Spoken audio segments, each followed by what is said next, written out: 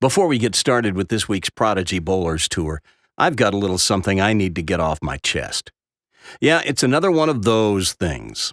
If you watched the Cutthroat in Atlanta episode last season from March 18th, 2017, you may recall how I had to take a few minutes out of that week's Prodigy Bowlcast to address an issue that was brought up by a disgruntled parent of one of the bowlers on the show that week.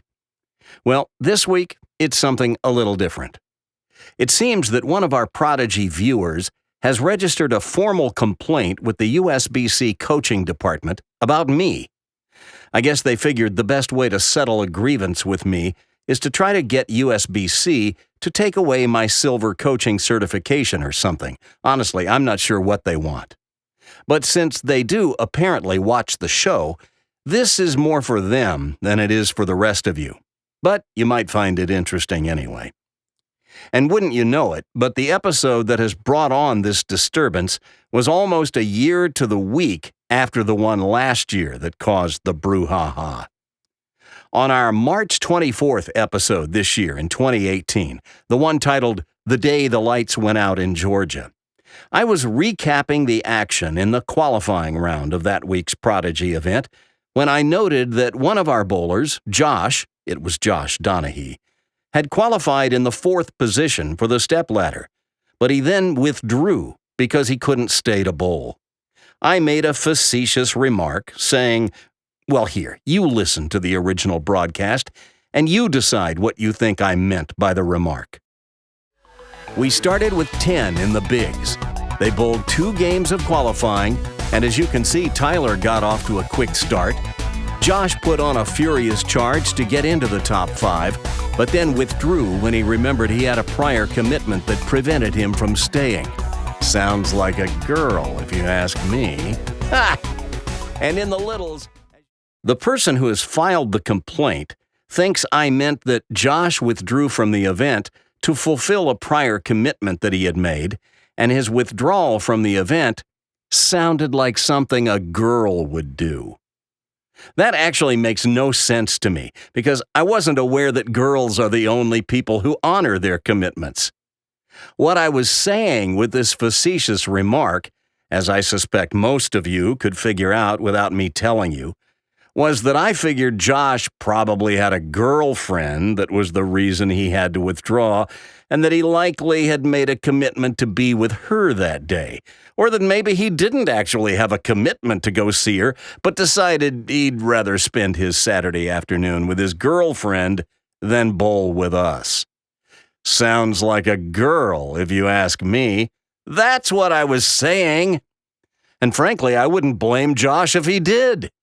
It was just a guy needling another guy for skipping out to go be with a girl. That's all that remark was about.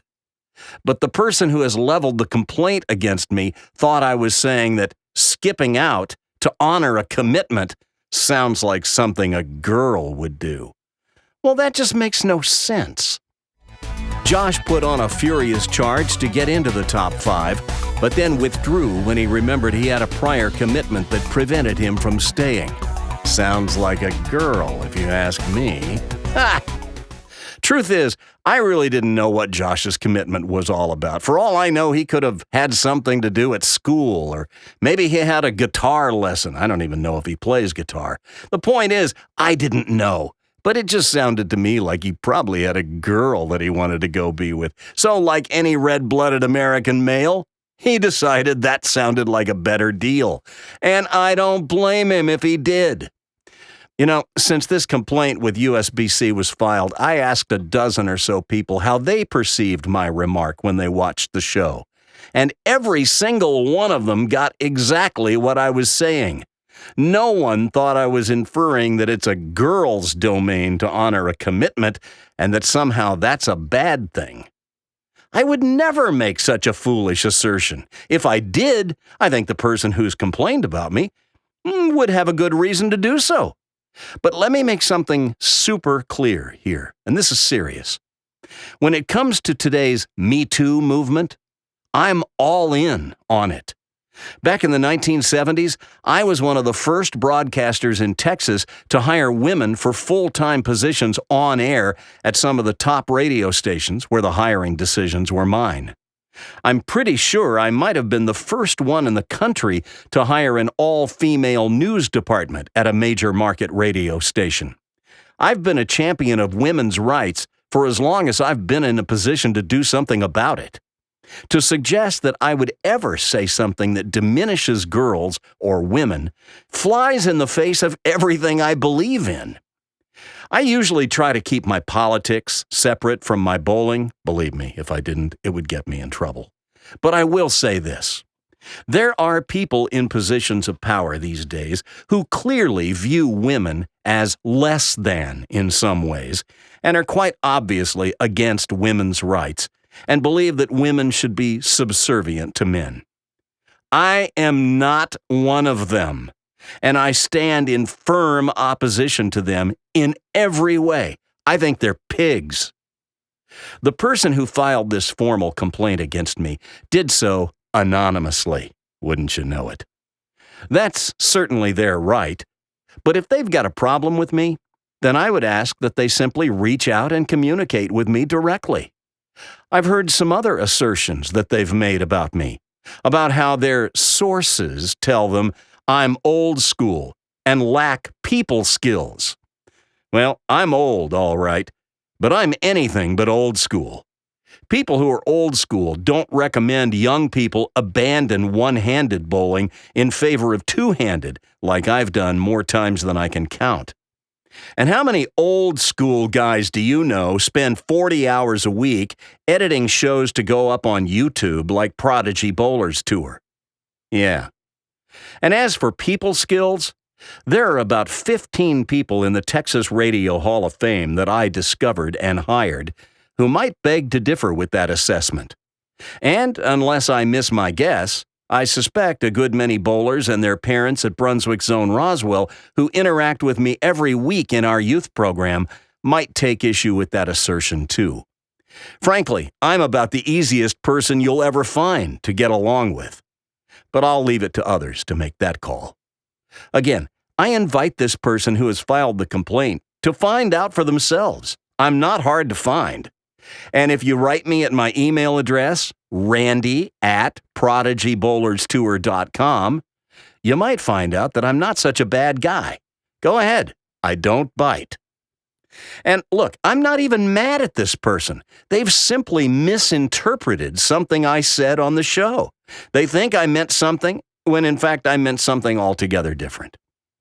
I was not saying, and I would never say, something that would diminish girls or women in any way. I just wouldn't. That's not who I am. I posted a little something about this complaint in the Prodigy Facebook group a while back when I first learned about it. And one of our Prodigy kids, Melissa McConnell, you've seen her on the show, she responded with this comment. "The fact that this happened makes me so mad. You've done nothing but be supportive from the moment I met you. You've always encouraged me and had faith that I could beat the boys. You gave me the tools I needed to be a collegiate bowler, and I'm so thankful for that. Whoever made that complaint doesn't know how great of a person you really are." That may be a little over the top. "I know that I'll remember you and everything you've done for me for the rest of my life. This show that you have created not only creates opportunities, but lifelong memories. Thank you so much for everything you do." Now look, whether Melissa went a little overboard with her congratulatory words about what a great person I am, I'm not going to go there. Look, I am who I am. I've got warts like everybody else. Suffice it to say, I'm not entirely comfortable even reading comments like that about myself. But I share it because somebody out there doesn't agree with the assessment that I have people skills issues, as I understand this person reported to USBC. Look, I'm going to close with a couple of quick points. First, as we say at the beginning of most of our episodes of Prodigy Bowlers Tour, the show is unofficial, informal, and impromptu after-league challenge matches. In other words, it's non-sanctioned. So USBC has no jurisdiction over it. Prodigy is not a USBC thing, except in those rare occurrences when we point the Prodigy cameras at somebody else's tournament, like we did at the GYBT Tournament of Champions and like we did when we covered the Pepsi tournament. But I get it. This person who complained about me objected to something I said, and they figured the best way to get my attention was to go to the organization that issued my coaching certification. But frankly, that strikes me as a little mean-spirited, when all you really had to do was send me an email and ask me to explain what I said.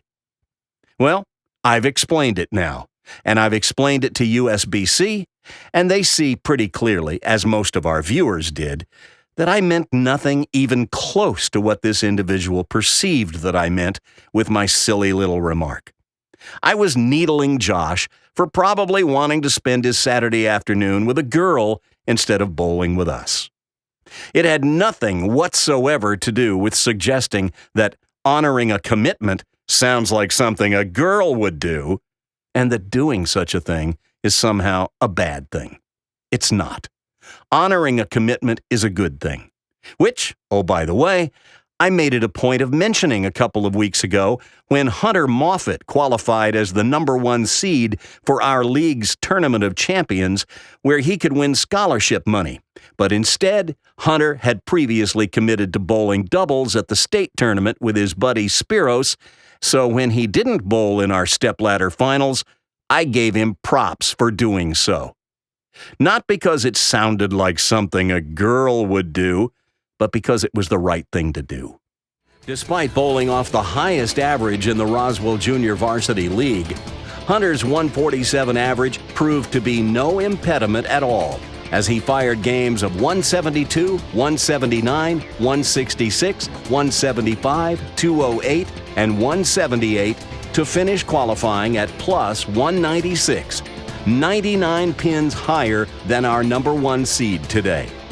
But Hunter had previously committed to bowling the state tournament on this date.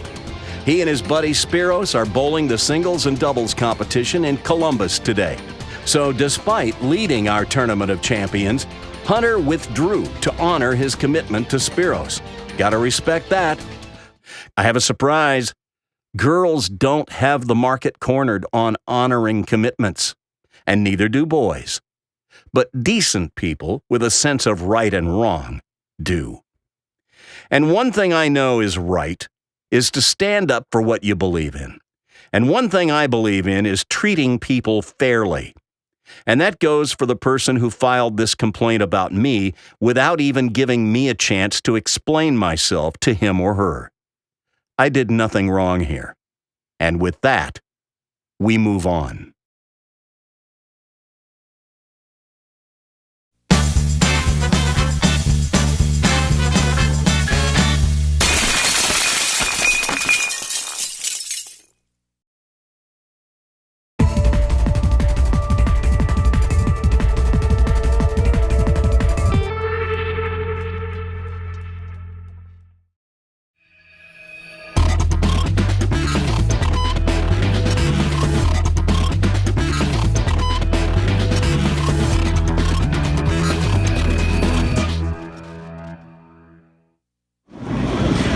So, ladies and gentlemen, it's Logan Fossum, and I understand that yesterday you got your driver's permit. I did. So the roads in Georgia may not be safe much longer. Maybe. I'm a good driver, though. Okay, well, I'm just wondering where you think you're going to find an automobile where you can see over the steering wheel. I mean, okay, I'm not that short anymore. Okay, I'm like 5'5". I can like see over it all right. I should be okay. Okay, well, as long as you can see enough to bowl too. Yeah. I'll be okay.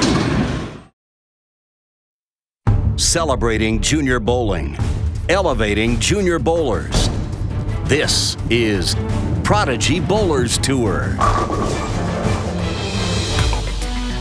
Several of the elite youth bowlers in the state of Georgia were invited to participate in today's Prodigy event. And while some had other commitments, we've assembled 2 teams of 6 that should make things interesting in today's second annual Prodigy Invitational Team Showdown. 1 year ago, Team Tyrell handled Team Panda in the inaugural Prodigy Team Showdown. And that'll do it for this game. And Tyrell Ingalls is back again. Last year, Brunswick's own Roswell's longtime hotshot Logan Fossum didn't attend the Prodigy Team Showdown. But today, he's here, and we named those two players, Tyrell and Logan, as team captains. A coin toss determined which captain would have the first draft choice among a pool of 10 bowlers. The draft went like this. The first captain would pick one player, and after that, they would take turns selecting 2 players at a time. And here's how the draft went down. Tyrell won the toss and chose Peyton Smith as his first draft choice. Peyton, the winner 1 week ago of the GYBT TOC in the U20 Boys Division. Then Logan picked 2 and chose the 2 Joshes in the pool of players. Josh Donahue, who shot 300 in the GYBT TOC a week ago, and Josh Collins, who won the U15 Boys Division at the GYBT TOC. Tyrell's next picks were Dawson Stewart, the reigning Georgia State Youth Bowler of the Year, and Tony McQuarrie, who won the U20 Girls Division last week at GYBT TOC. Logan's next 2 picks were his league teammates, Brandon Rassiopi, who made the stepladder at GYBT, and Christian Manel, the 7-time winner on Prodigy this year, who is sitting at the top spot for the Prodigy Tournament of Champions to be held in 2 weeks. Tyrell filled out his team with Jake Holbein of Augusta and Big Logan Mathis of Stars and Strikes Incoming. And that left Tristan Davis as the final draft pick going to Team Lofo. But don't let the order fool you. There's not a weak link in this field. You've seen them all on Prodigy before, except for Tony, who'll be making her first appearance. To be honest, we wanted to get one girl on each team, but all our efforts at getting a second girl to come bowl with us came up wanting. But I was told that Tony could beat the boys, so I guess we'll see. The Prodigy team format works like this. There are 6 players on each team, but only 5 will bowl in each game. So captains will have to choose who sits. But here's the catch. No player can sit out more than 1 game. There are 3 rounds. In the first round, it's 5-on-5, 1 game, total pins. The team that registers the higher pinfall in the game is awarded 3 points. Then in round 2, it's 5-player Baker, best 2 out of 3 games. And team captains can make substitutions between games. But again, the same rule applies. No player can sit more than 1 game. Whichever team wins 2 games in the Baker set is awarded 3 points. So after the first 2 rounds, your team could be up 6-0, or it could be down 6-0. Then in the third and final round, it's once again 5-on-5, but this time they're bowling 1 game of match play, and the 2 leadoff bowlers are bowling against each other. The second bowlers in the lineup are bowling against each other. The third players are bowling against each other, and so on. Each of the 5 bowlers are bowling the player across from them for 1 point. So there are 5 individual points available, plus the team total pins is worth 3 more points. So in all, your team could win 8 points in this pivotal final round. That means if you enter Game 3 down 6-0, you can sweep all 5 matches and win the Prodigy Invitational Team Showdown by a final score of 8-6. Or if your team wins 4 of the 5 matches and takes total pins, you could win 7 points that final round, the other team would win a 7th point, and we'd go to sudden death to decide things. We're bowling on the house shot today, so with the talent we have assembled this afternoon, we expect some high scores. So without further ado, let's get this party started.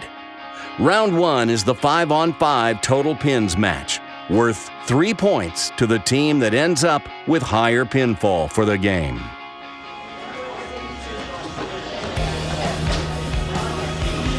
The players greeting one another. We're on 37 and 38 today at our usual haunt, Brunswick Zone Roswell, in Roswell, Georgia. Josh Collins came all the way up from Fort Benning. Big Logan M from Cumming. Dawson, Tyrell from Brunswick Zone Lilburn, and of course Jake Holbein, who you see up on lane 38, came in all the way from Augusta.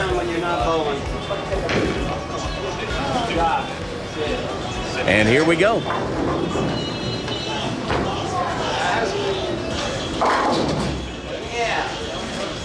Jake comes up high, leaves the 310. You're not going to see many replays because we're going to be in constant action. Tristan comes up in that half pocket, and the 5 tries to get over to the 7, but just doesn't quite take it out. And there's a conversion of the 310 for Jake Holbein, or as I call him, Jake and Shake.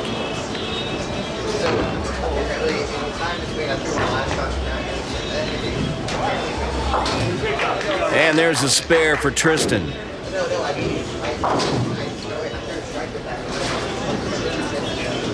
And now we get a look at one of our left-handers in the field today, Dawson Stewart.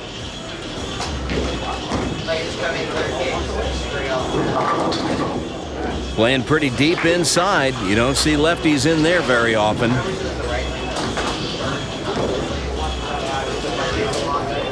And now we'll get a look at Brandon.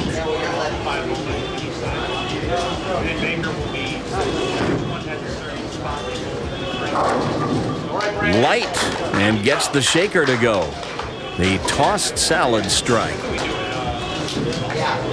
Well, I saw the lane guy run these lanes just about 45 minutes before we started bowling. So I know they're fresh.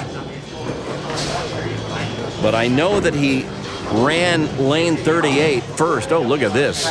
Dawson actually touches the 4-pin, but it doesn't go.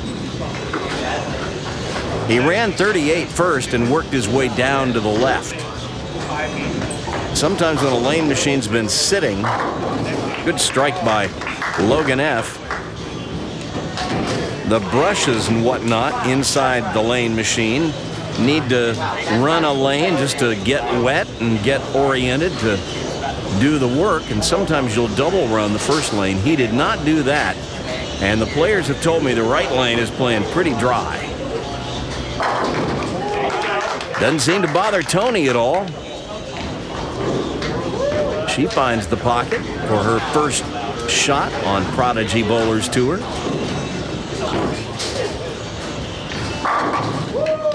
And Josh Donahue has no problem with it either. At least not on the left lane.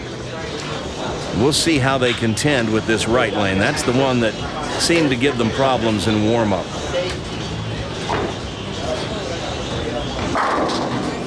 Well, Tyrell has it measured. That was a steamroller of a strike. Now, Josh Collins.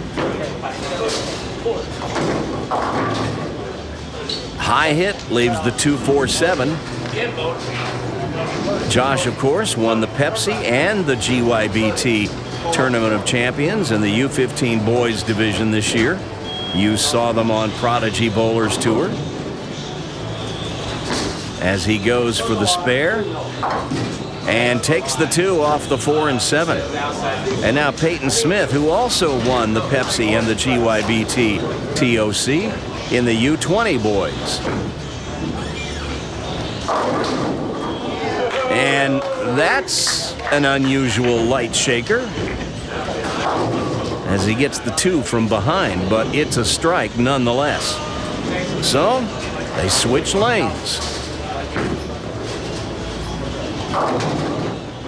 And Jake gets a very similar strike in the second as he trips the 2 from behind. And now Tristan.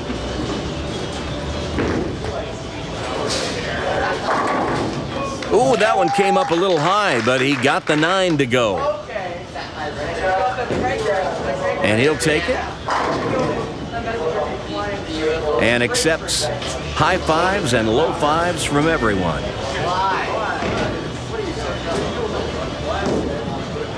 And now the reigning bowler of the year in youth bowling here in the state of Georgia, Dawson. Now he stuffed that one. I don't know how you could have thrown that one any better, but leaves the stone 10.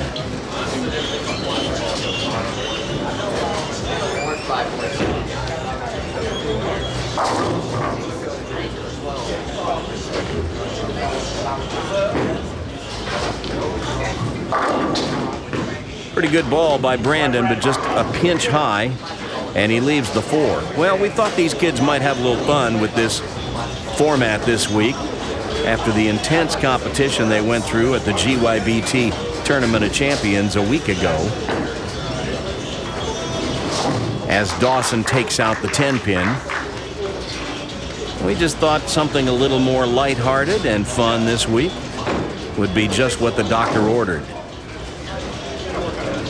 They had Pepsi about a month and a half earlier, and then GYBT last week.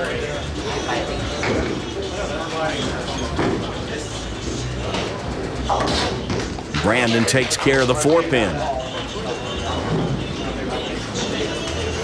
Tony won the U20 girls at the GYBT Tournament of Champions a week ago. You might have seen her in the periphery on our coverage. She was wearing a couple of long blonde ponytails that day. And throwing a lot of strikes, apparently. As she ran the stepladder. Messenger just misses the 10 for Lofo. So he'll have to settle for a spare.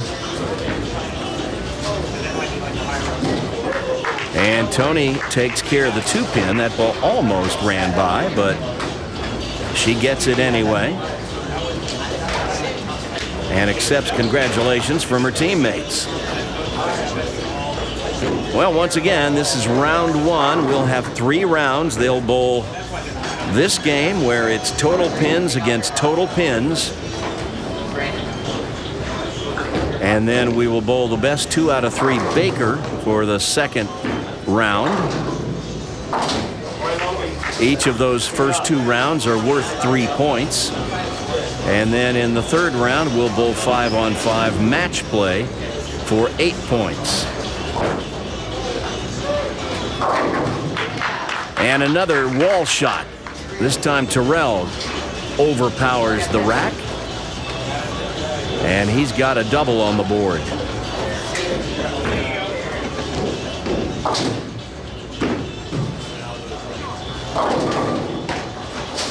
But Josh just sent that one a little too wide. And it labored in getting back. So he's got the 2-4.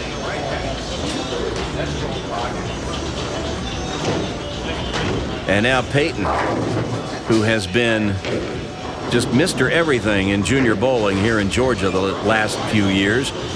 He was the Youth Bowler of the Year 2 years ago.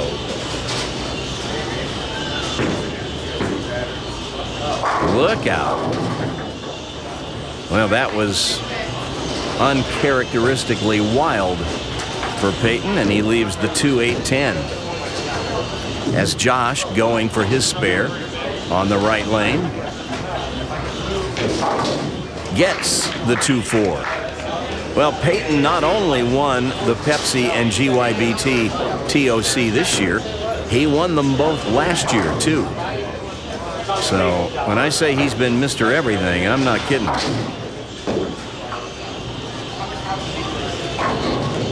But an open frame in the second for Peyton. And now Josh Collins up on the right lane.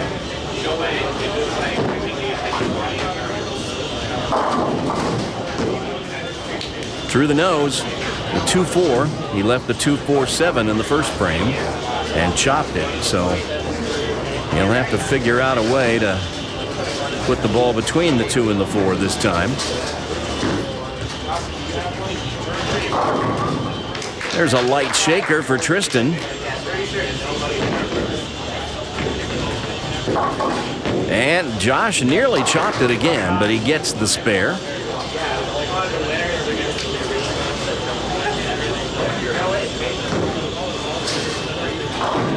And now Jake up on the right lane.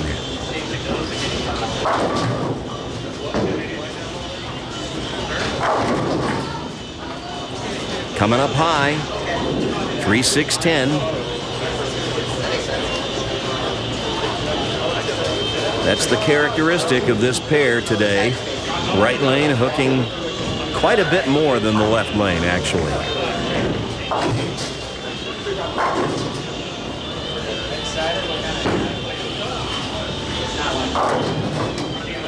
Now Brandon keeps it light and the 4-pin remains. Jake gets the 3-6-10 the hard way. On the outside and just gets the 10 to go. But it's a spare.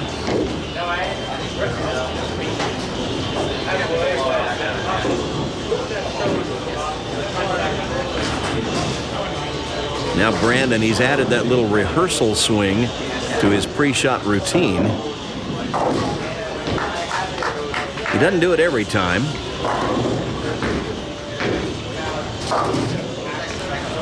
Gets the spare, and now Dawson back up on the right lane, looking for his first strike this match.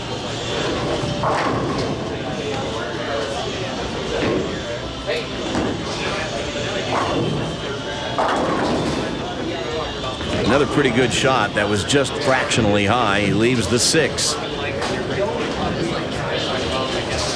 Now Lofo just gets the 10 to go out. Interesting that he put himself in the middle of the order. He's usually going to bowl anchor. But Josh Collins, having won those tournaments this year, I think Logan probably made the right choice, putting him last. As Dawson covers the single pin, no problem.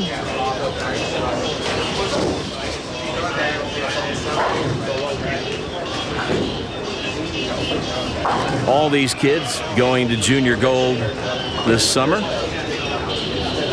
At least all 10 of them that are bowling in this match.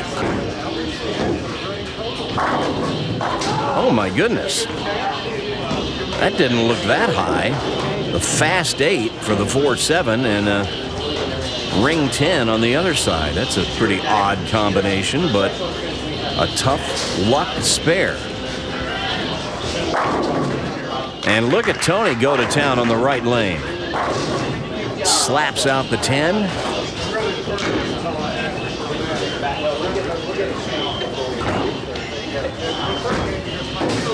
Well, Josh went for it with gusto, but comes up empty. 7 out, and there's an open in the 3rd. Again, it's total pins versus total pins. Tyrell high, leaves the 3. So his string stops after 2. There's a light hit by Josh Collins that tried to get the wall shot. But the head pin missed the 10. Took out the 5 and 6 though.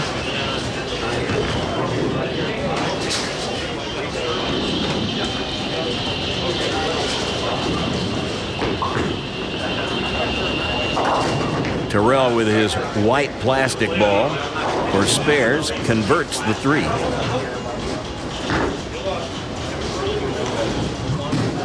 And Josh fans the 10 pin. Going with the big hook ball at it.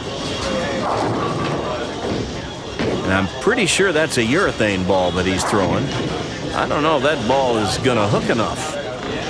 It sure didn't that time.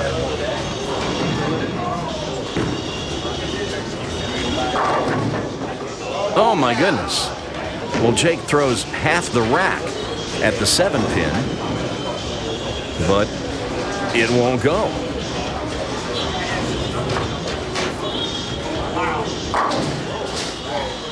And what is this? That is a 3 count by Peyton. And yes, your eyes do not deceive you,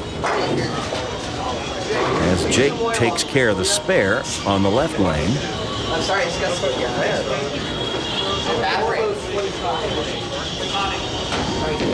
Not sure I've ever seen Peyton pull 3 off the left side of the rack like that, but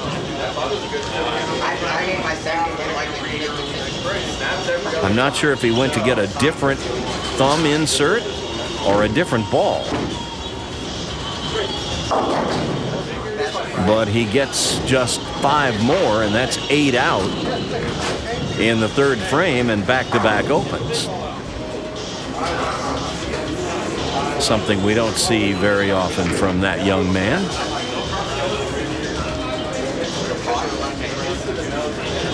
And now Dawson on the left lane.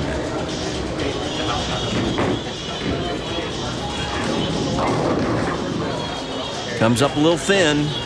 Tried to get the shaker. The head pin went to the wall and did a lot of damage, but the 9-pin remains. So he's still looking for his first strike.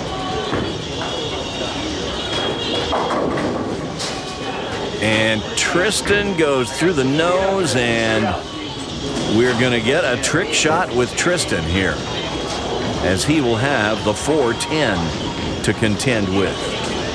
Maybe he can show us a little something.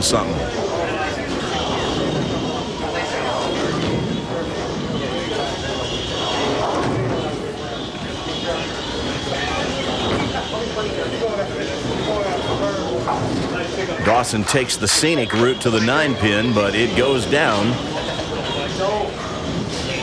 So he stays clean. And Tristan, well, he takes a bold attempt at the 4-10, but comes up empty. And there's an open frame for Tristan. All right, Tony back up on the left lane.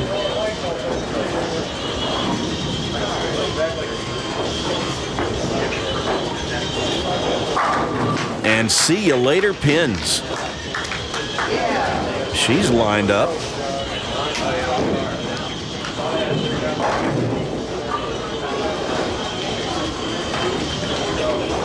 And we have the proverbial 180 stop on both lanes. Well, the one on the left is finally cleared, but Brandon's going to have to wait while the pin setter cycles on lane 38. May have to call the good people at the counter. So Tyrell is going to go ahead and go here on the left lane.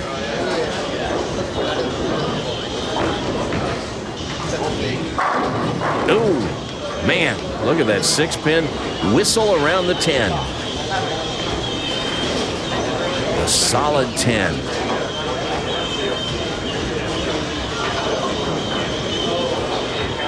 Good shot.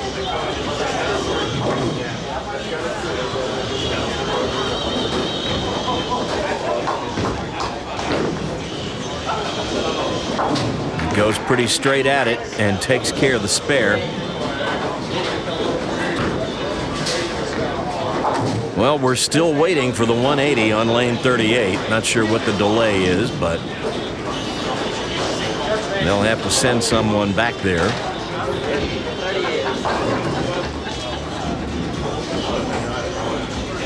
And he may be working on another lane right now. Who knows?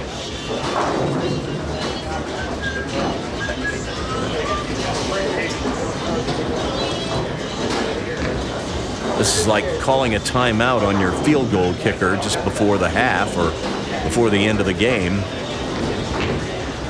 Freeze the kicker.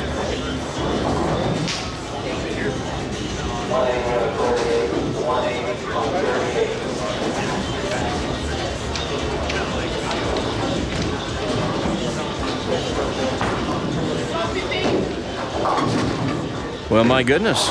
Peyton wide again, this time missing the head pin. And he's got the washout, the 1-2-10. Couple of ways to shoot this. One is to move your feet about 6 or 7 boards to the right, throw it over your strike target. Another is to throw it straight, and we kind of like seeing you do that down the left side. I think that's the route he's going. And makes a valiant effort at it, but that's another open frame for Peyton, 3 in a row. I know I've never seen him do that.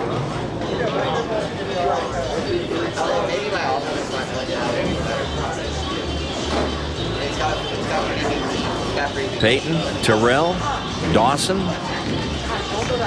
all products of that phenomenal youth program they have at Brunswick Zone Lilburn, run by Sharon Shortell, who has built the best youth program in the Southeast. My hat's off to her. We'd love for the program here at Brunswick Zone Roswell to become just a little of that.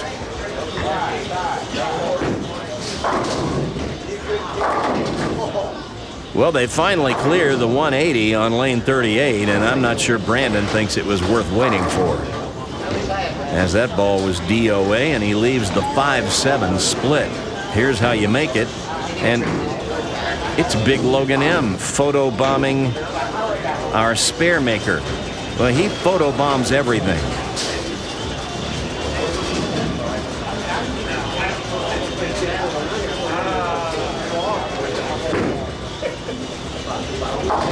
Well, that one looked like it might have hung on his thumb a little while longer, but in any case, it's an open frame, and these opens are starting to pile up now for both teams. I know the right lane may be playing a little different than the house shot, but can't be that hard.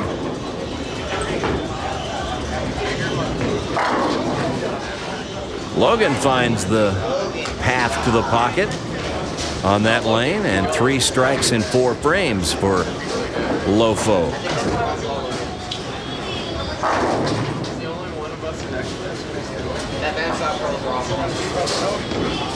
Of course, we're not bowling match play this game, with each player bowling the player across from them on the score sheet. That comes in round 3. We're just bowling total pins against total pins, but one way to keep track of it is to try to hang with the player across from you.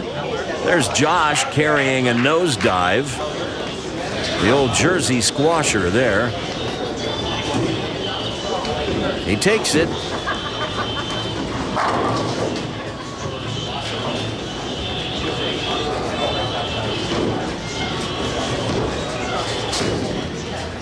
And now Josh Collins.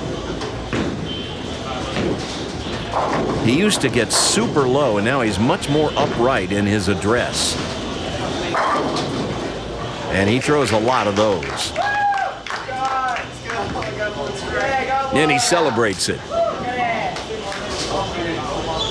It's okay, Josh. It only took you 4 frames to find your first strike.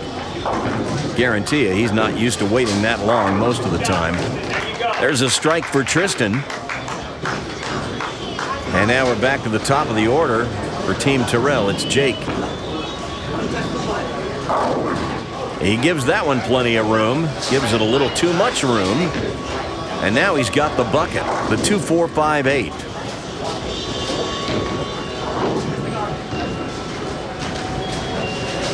As Brandon now moves over to the left lane, trying to rebound from that open.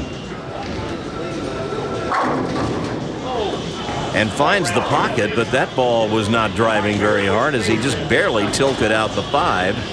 He almost had the 5-10. As Jake converts the bucket to remain clean through 5 frames.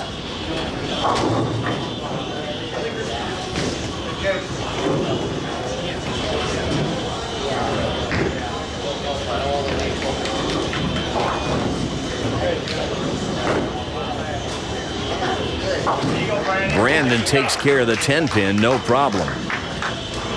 Good shot.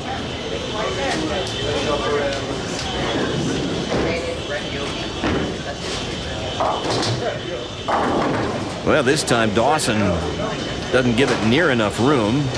Ball crosses over, and he leaves an easy spare, the 5-pin.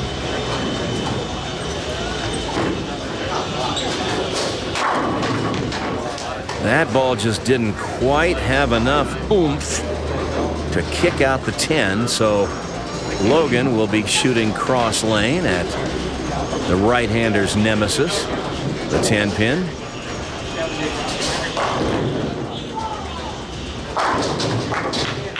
No problem with the 5 for Dawson.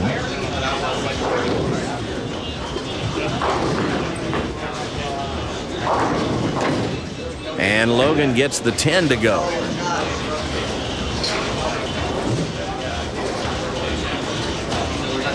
So next up on the left lane will be Josh Donahue.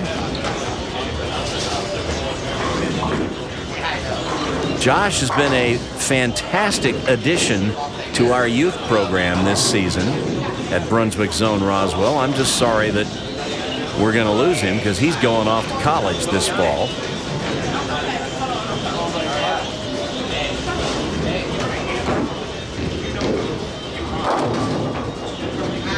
But I let him know in no uncertain terms that whenever he's around, he is welcome to come bowl Prodigy with us.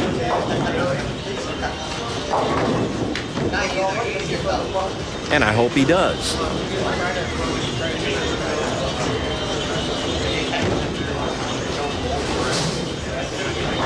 And now Tony the Tigress.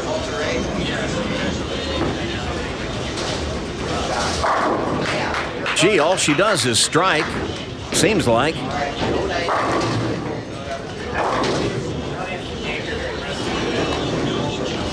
That right lane's not bothering her at all.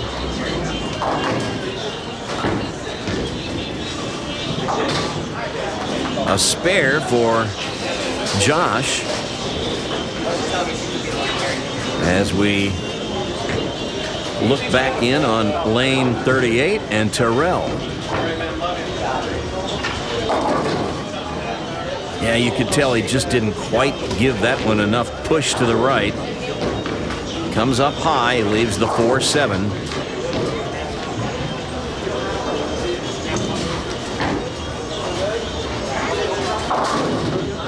And once again, Josh Collins goes high and leaves the 2-4-7.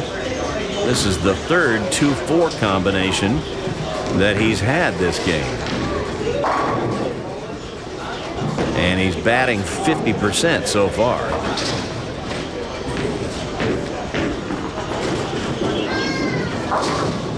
Now he's batting .333 on it. Well, the first time he left it on the left lane, he took the 2 off. This time he took the 4 and 7 off and left the 2. So somewhere in the middle, I think he'll find the solution.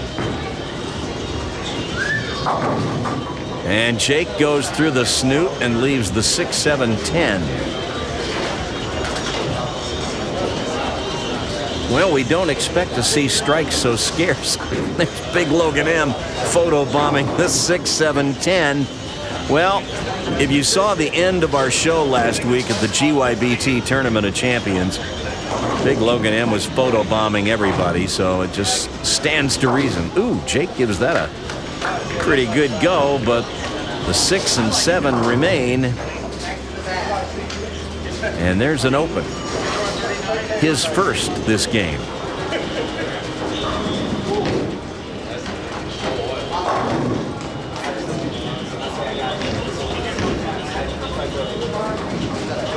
And I'm not entirely sure what the delay is here, other than I guess maybe Tyrell's ball hasn't come back. Can't think of any other reason why he'd be waiting.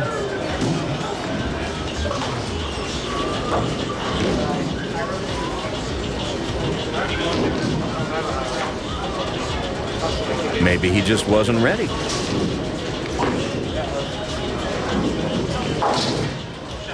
In any event, we don't have a shot clock, and that's a spare.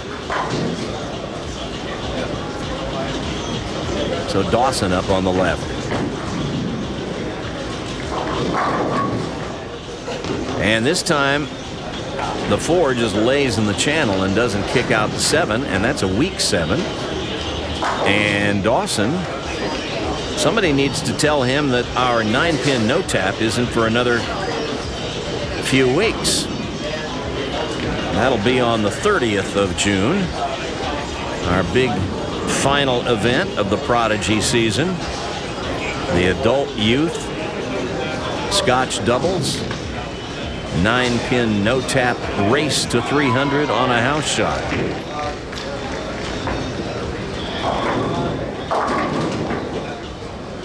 High hit leaves the 3-6. Dawson going cross lane at the 7. And he gets it. That is 5 9 spares in a row for Dawson. After an 8 spare in the first frame, that's got to start getting frustrating. Although not as frustrating as this must seem for Peyton. That's 4 opens in a row.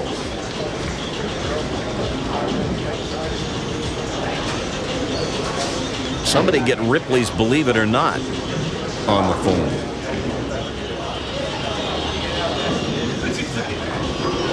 All right, Tony working on a turkey.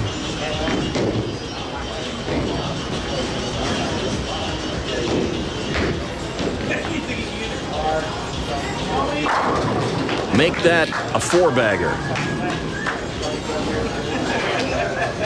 And she has this pair wired.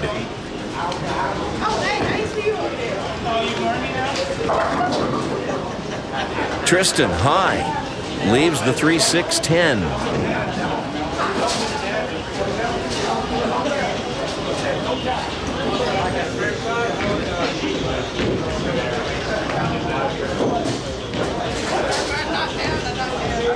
Best way to shoot this is from the left side of the lane. He's going to take a more down the middle approach.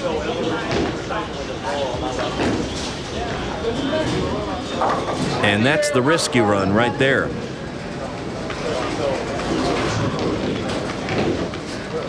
You decrease the chance of a chop like that by playing it from farther left on the lane.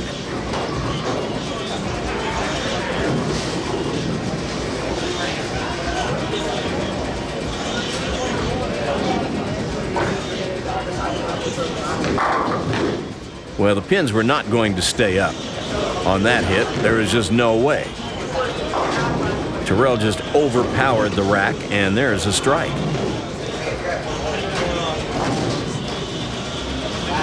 So now Brandon up on the right lane,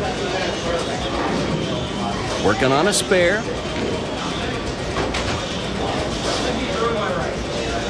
Right lane, one that's hooking a little more. And he gets it to finish just right and right in the pocket. That right lane should be to his liking, I would think.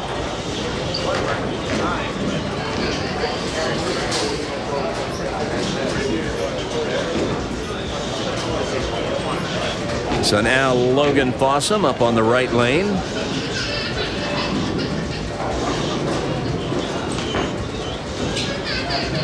And he didn't give that one near enough room to the right. He looked away as the ball got about halfway down the lane, and somehow he got 9 out of it. Well, they're struggling on the right lane. Some of them anyway.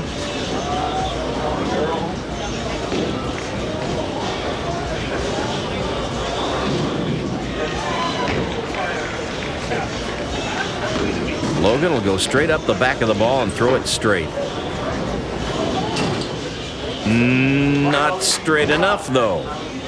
As he misses the 10-pin on the left, it had a little hook on it. Generally, I like his method of shooting those spares. Peyton comes up light this time, leaves pretty easy spare, the 2-pin.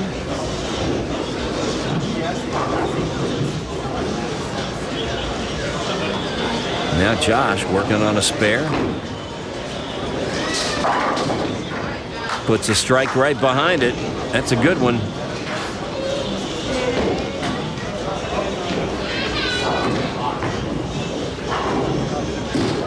And lordy, lordy. Peyton with an open. That's 5 opens in a row. They'll never believe this in Poughkeepsie. Boy, that was a good ball by Josh Collins. Ringing 7. Ball finished just a little behind the head pin. But he's close.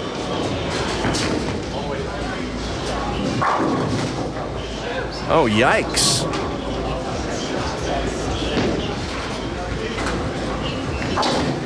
Josh covers the 7 pin while Tristan is staring at the dreaded 8-10. Not a lot you can do with this. Most players will just take one and hope to bounce something out. Every once in a blue moon, you'll see somebody try to just barely tick the 8 on the left side.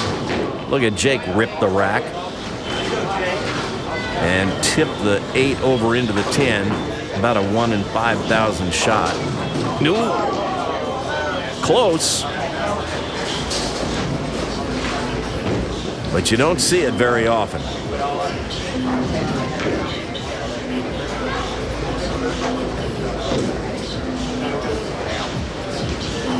All right, let's see if Dawson can get off the schneid here and get his first strike of the match. He's been all around the pocket the whole game, just about.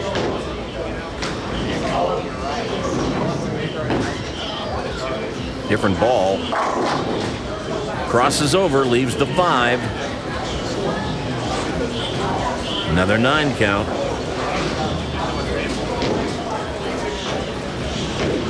If this was 9 pin, no tap, he'd be working on a 290 game.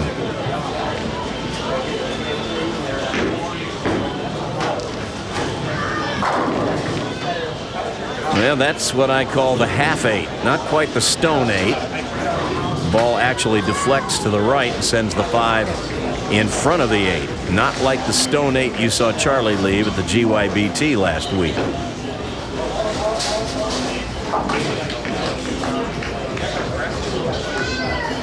Dawson covers his spare. He hadn't really broken a sweat this game. He's been close all game, but they just don't want to go.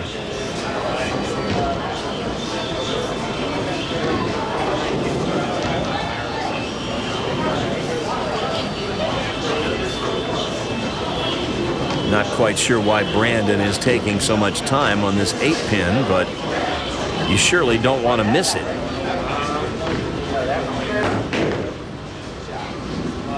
And he doesn't.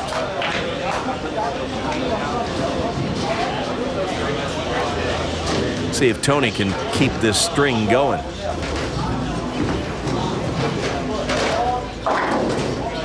Nope. Comes up high this time. Nobody's perfect. Leaves the 6-10.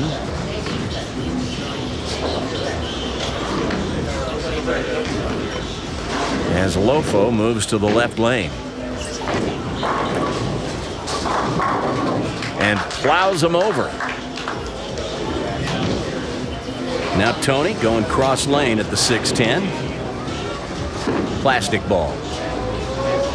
Oh my goodness. Well, she goes by the 6.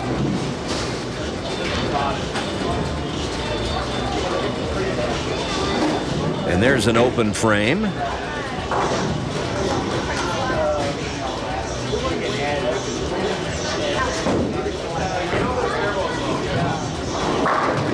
And Josh just explodes the pins.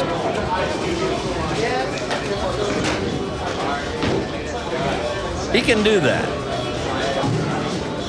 All of these players can do that.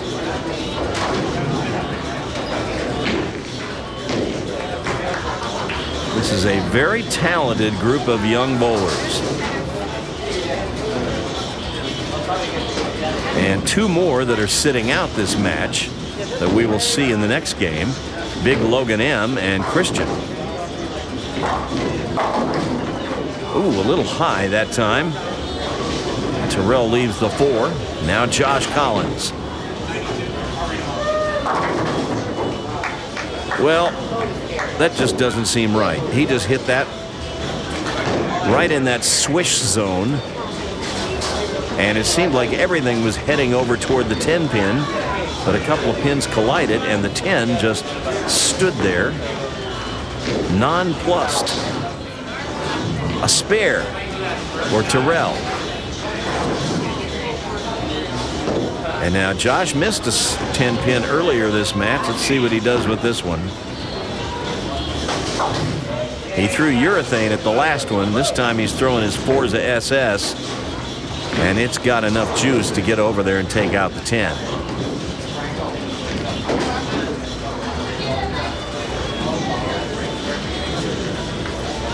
And now Peyton would like to break this string he's on right now.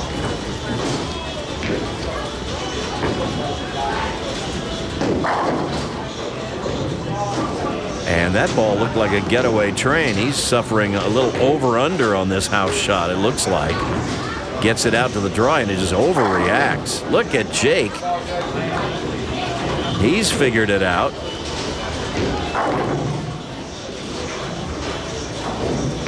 And now the easiest spare in the rack, the 5 pin.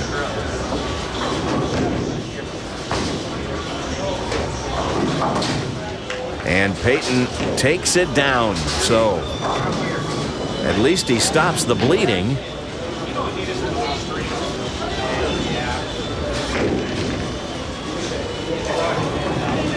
Well, these kids are so used to bowling on sport conditions, and some of them very rarely bowl on a house shot. They might bowl on it just for league each week, but they practice on sport shots during the week. And they bowl tournaments on sport shots. They almost never see a house shot except in their Saturday morning league. And some of them don't bowl in the Saturday morning league all that often. They're off bowling tournaments.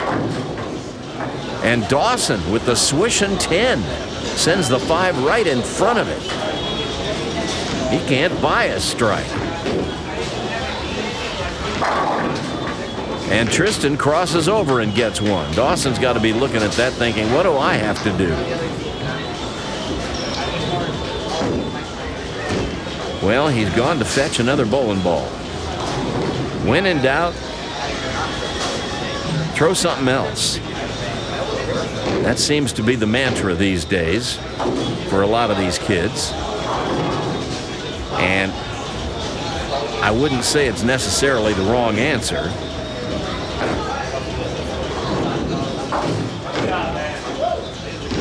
You know what they say, you keep doing the same thing over and over, expecting a different result. That's not going to work. So make a ball change, see what happens.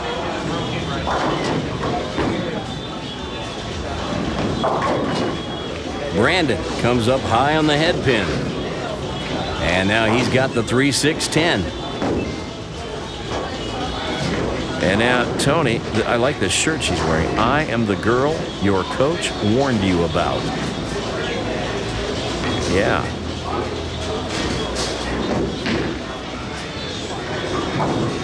Trying to bounce back from that open frame. I would expect this one in the jaws. Right about there.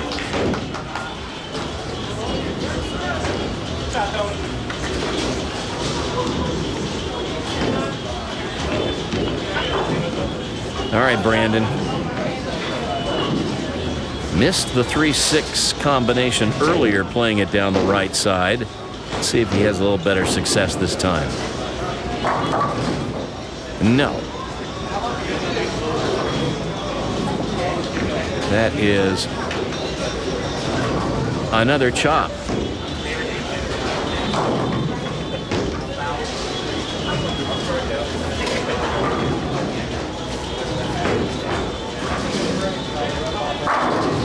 And Tyrell slaps out the 10 and takes all 10 to the pit.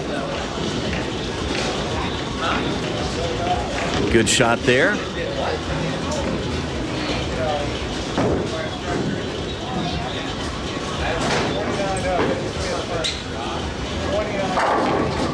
And Logan crosses over and gets all 10 to go. Not exactly by the book, but it's a double. And in a competition like this, you're not going to ask how. You just want to get them down some way. Team competition is funny. You don't want to disappoint your teammates. You're not just bowling for yourself.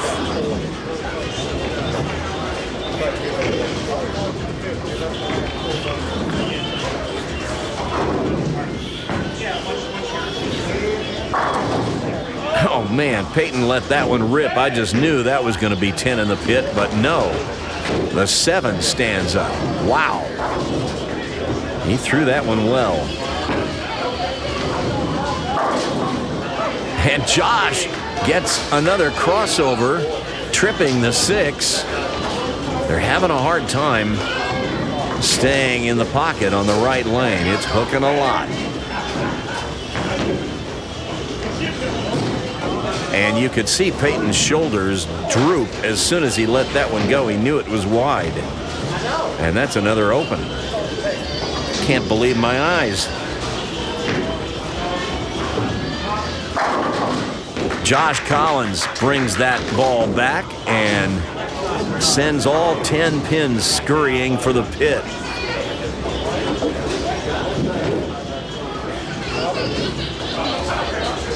And now Tristan up on the left lane.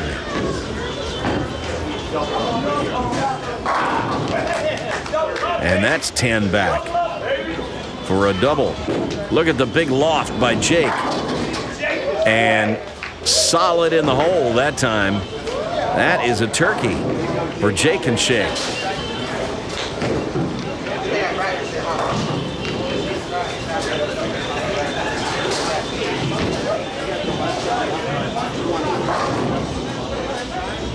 So now B-Rev on the left, Dawson on the right.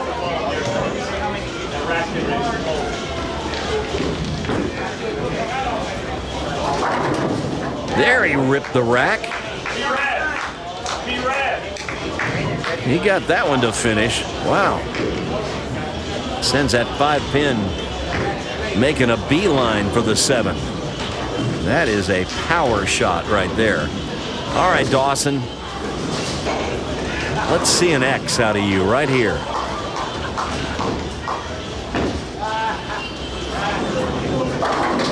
There it is. And he gives it a little fist pump. And Logan finds the pocket, and now he's got a turkey up on the board. So Team Lofo trying to make a little comeback here at the end to try to steal this game. Remember, it's total pins against total pins. And it's pretty close right now.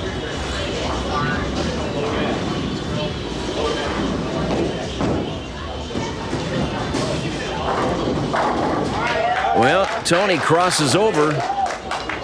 But she'll take those two. I know she will.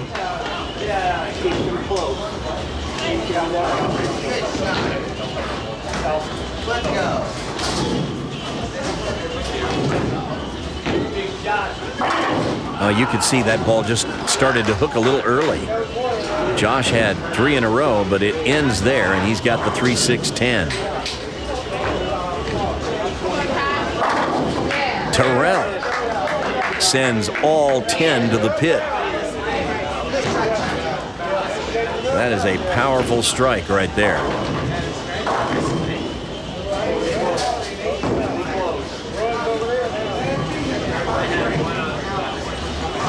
See what Josh can do with this spare. He plays it from the far left side of the lane and covers the 3-6-10. That's how it's done right there. And now Peyton. See if he can get a strike.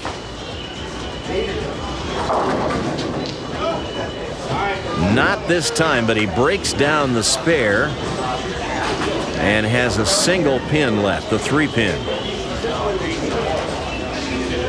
And now the anchor for Team Lofo, Josh Collins, up on the left. And he gets that wall shot. Comes in thin, watches him spin. That's how you do it. Peyton gets the 3 to go. So there's a spare in the 9th.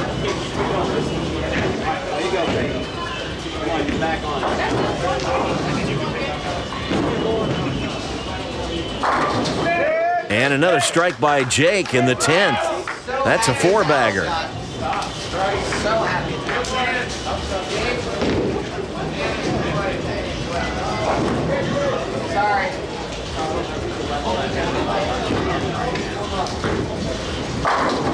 Tristan trying to stay with him, but the 10-pin stops him.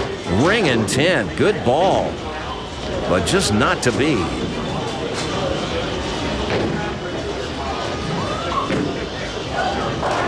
And Jake cut that one short, but it held.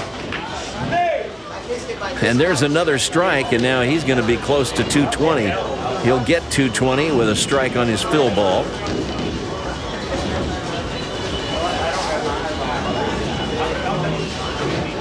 As Tristan goes for the 10.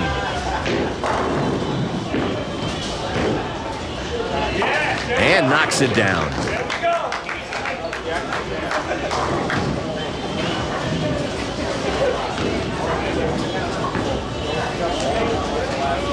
Oh my goodness. Well, Jake, sent that one into the weeds, but he gets 6. And that's a 216.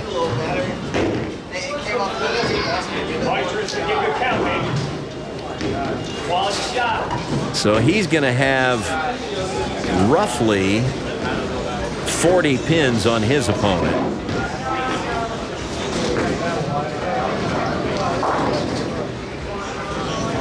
$38 if Tristan strikes.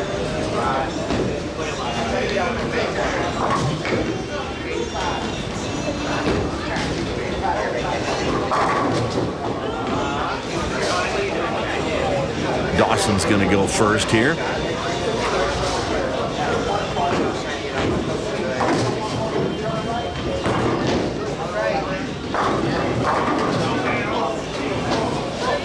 And once again, he comes up 1 shy of a strike.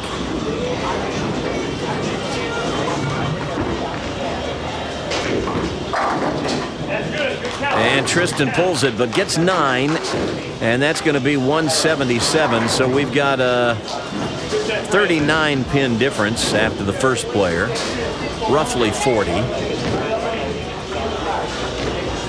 And Dawson is leading Brandon by 12 at the moment, although Brandon has a strike up in the 9th, so he can cut that lead. We'll see how these two finish out and add them up after 2 players.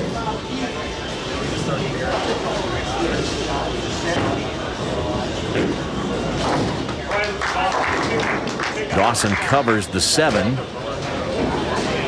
Team Lofo could really use a couple of strikes from Brandon here. And there's 1. So that'll cut their lead by 10. So Team Tyrell has a 39-pin lead after the first player. And right now, Dawson and Brandon are pretty close, within a couple of pins.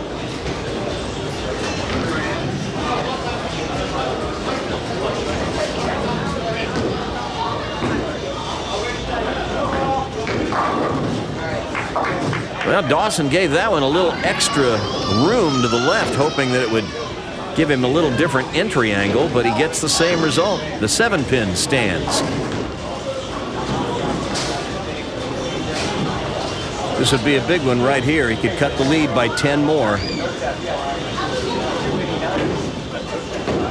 Another one? Yes, sir. So that's going to cut that 39-pin lead by about 10, give or take. Now Tony.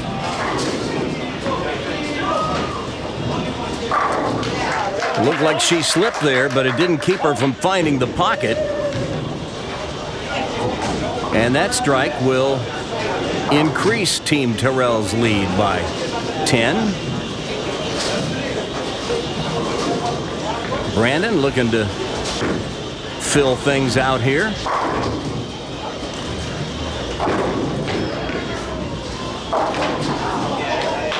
All right, Brandon gives up 3 pins and count at the end, but that's still a good game, a 188.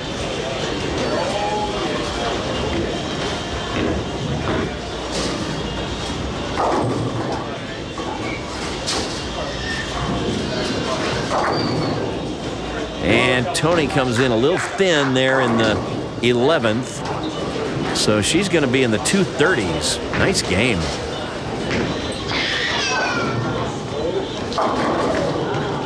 Logan could have really used a strike or two here in the 10th since he had the strike working in the 9th. But as it is, he's going to be in the 2 teens with a conversion.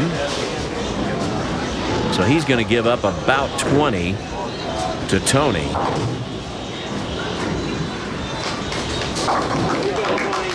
And with the 40 pins that Jake picked up on Tristan, and with Dawson and Brandon effectively within a mark of one another, assuming Logan goes spare strike here, we're going to be, I've got it at 53 pins separating these 2 teams.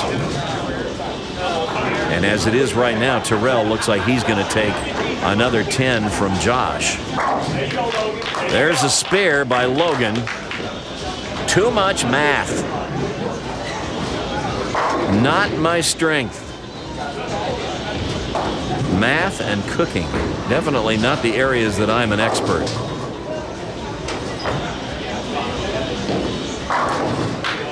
Well, Tyrell just made it that much harder for Team Lofo to come back this game, as he gives a thumbs up to his teammates. That's a crossover strike by Logan, but they've got a pretty heavy lift the rest of the way.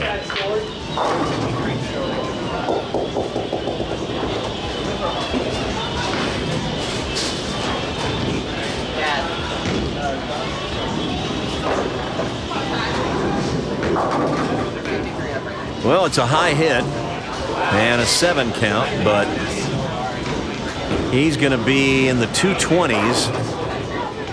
He will shoot 220 if he whiffs all 3 of these. And I would imagine he'll go for 2.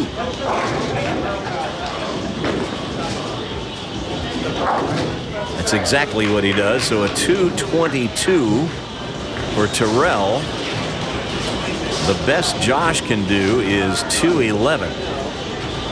So Team Lofo is going to surrender a few more pins to Team Tyrell here in the 4 slot. And that's going to mean Josh Collins is going to have to beat Peyton by a whole bunch.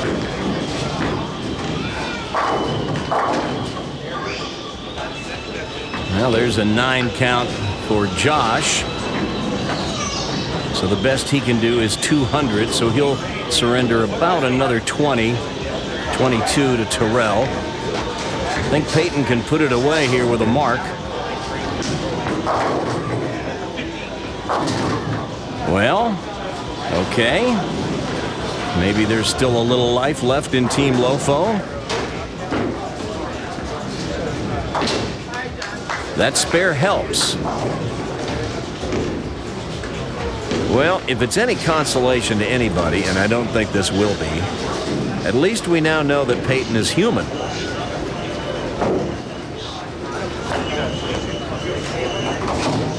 Well, goodness gracious. 8 out and a 114 for Peyton Smith.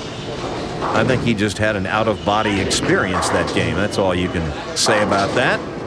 And a crossover strike by Josh Donahue.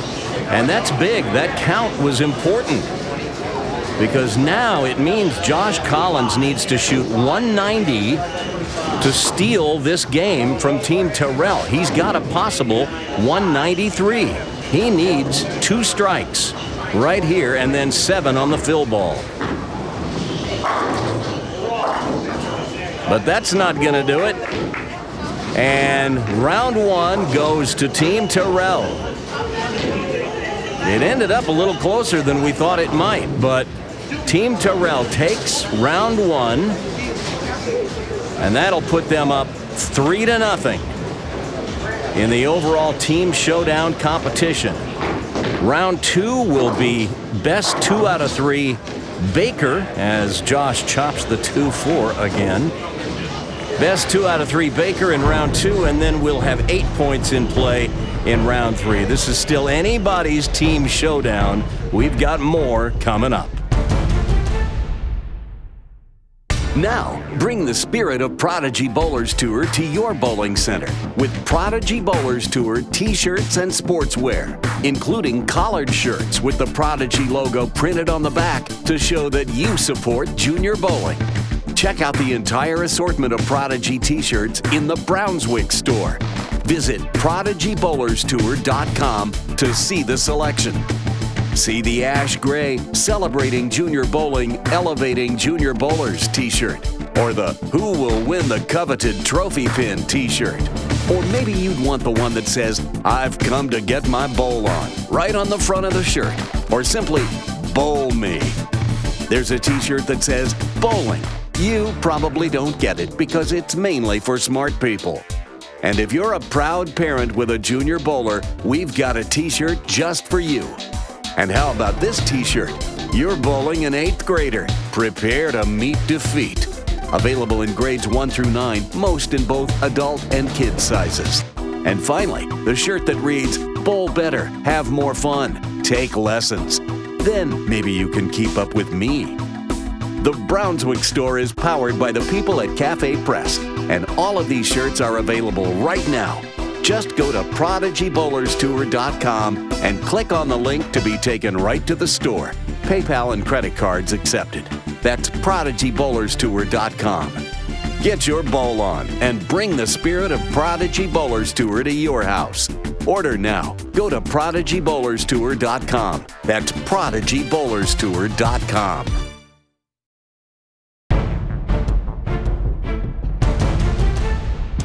Well, if there was any doubt in anybody's mind as to whether the only girl in the field could keep up with the boys, all you got to do is check out the scores. Tony rolled the high game in round 1, so I'd say she can hang with the boys just fine.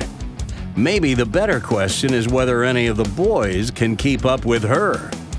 Anyway, Team Tyrell closed strong to take round 1 by a team total score of 979 to 936. And now Team Tyrell leads the 2nd annual Prodigy Invitational Team Showdown by the score of 3-0, which brings us to round 2. Once again, this is the Baker round. That brings Christian and Big Logan M off the bench, as each player can only sit out 1 game in this competition. So for our first game of Baker, Team Tyrell will sit Peyton, who struggled in the opening game. And Team Lofo sends Josh Collins to the sideline.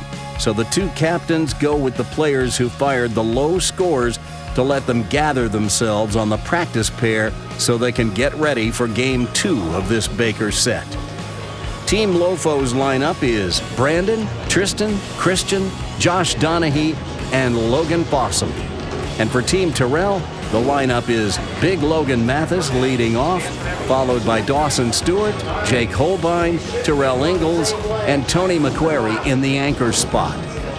Remember, it's best 2 out of 3 in this Baker round for the 3 points that will be awarded in round 2.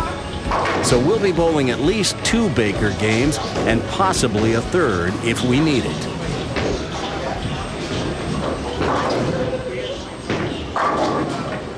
Big Logan M throwing the first ball for Team Tyrell. On the right lane, leaves the 5-pin.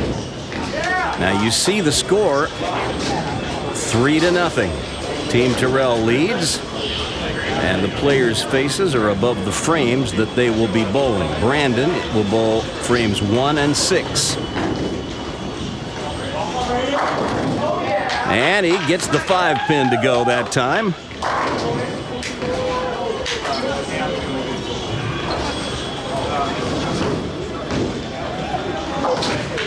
And big Logan takes out the 5. So we have an even match through 1 frame. Tristan will bowl the 2nd and 7th frames for Team Lofo.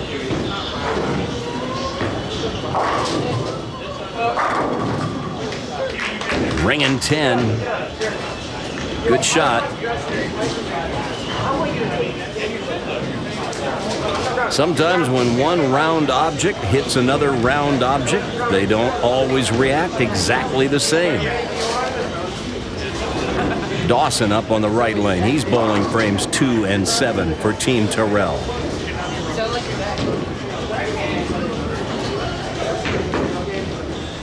Slipped. Stone 8.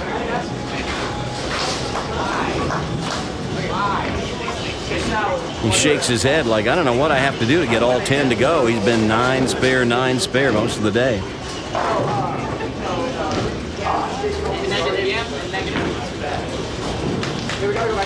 There's a spare for Tristan.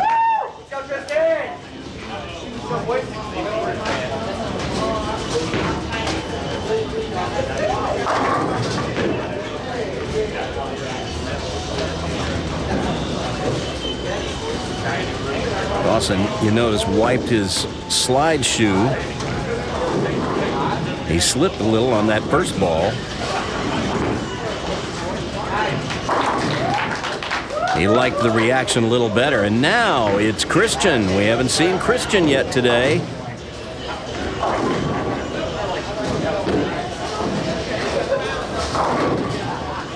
And he nearly rips the cover off and gets the ball. Oh my goodness, that 10 almost went. As Jake, bowling the 3rd and 8th frames for Team Tyrell, leaves the PBA washout. Christian's shot there, had that 10 fallen, it would have had to have been reset. Anytime a pin touches the machine, it has to be reset, and of course it did. Looked like it was about to fall, but the machine caught it on its way down, and so even if it had been knocked over by the machine, it would have been a 9 count. We'd have had to reset the 10 pin. He'll go cross lane at it. And just misses. And Jake goes at the 1, 2, 4, 6, 10. Trying to fit the ball between the 1 and 6, but leaves a couple. So the teams exchange open frames, and Team Lofo maintains a 6-pin advantage through 3 frames. And now Josh up on the left, bowling the frames 4 and 9. Man, look at how that ball came roaring back. He's got the 6-10. Team Lofo will bowl all 10 frames on the left lane, Team Tyrell on the right lane this game. They will switch lanes for game 2, and Tyrell goes through the nose and leaves the 6-7.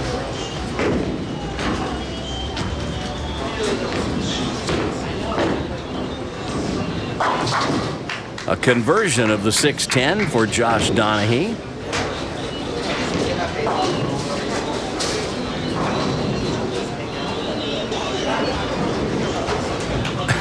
And once again, Big Logan photobombing our spare maker.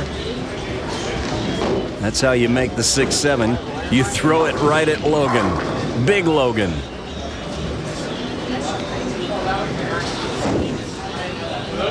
Logan F, or Lofo, up on the left. And he shreds the rack. Big strike. A little too much of the 6-pin for Tyrell, so there's another open frame. As Tony nearly had to catch him.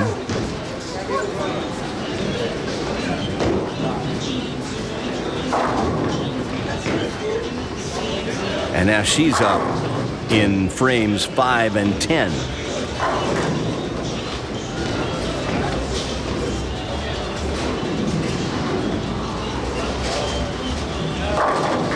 Wide of the mark with that one, leaves the 1-2, but after that 235 she shot in the first game, It's no wonder Tyrell put her in the anchor position for these Baker games. I don't blame him.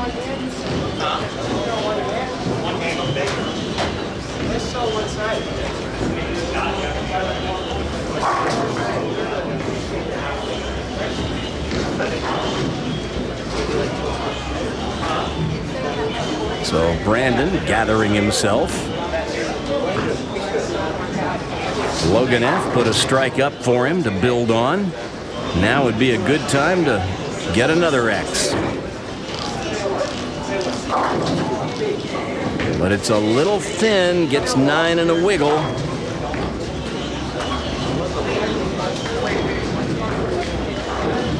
Tony going for the 1-2 spare.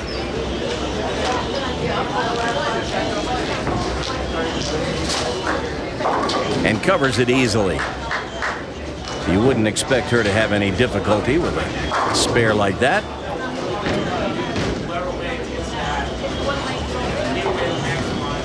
So now both teams are back to the top of the order. Brandon on the left for Team Lopo.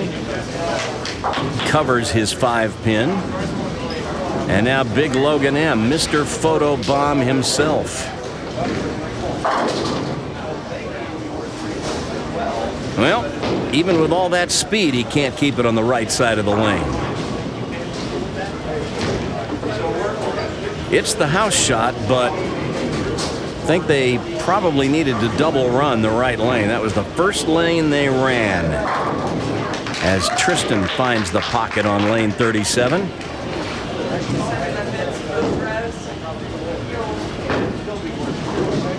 Big Logan takes out the 6. Well, Christian has a new nickname. He didn't like the nickname we gave him, or he soured on it, so I've given him a new one. He's now Happy Meal.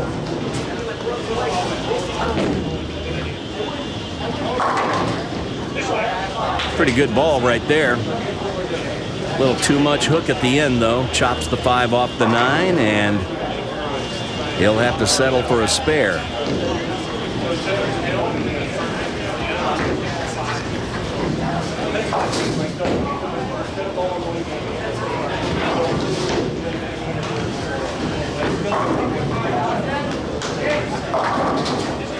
Well, Dawson gave that one a little extra room, but he took some speed off of it.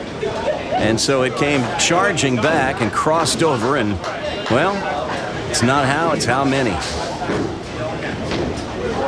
And Christian will not settle for a spare. He'll settle for an open.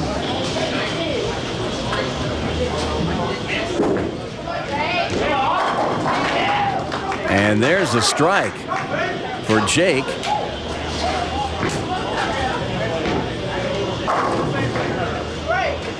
And that gives Team Tyrell the lead.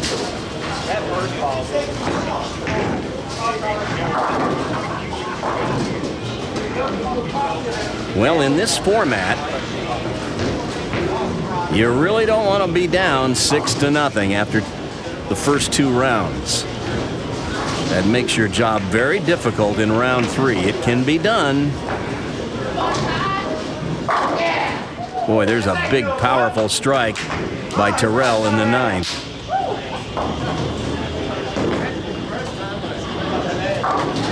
As Josh covers his spare. But now Team Tyrell with a 14-pin lead. And Tony up in the 10th.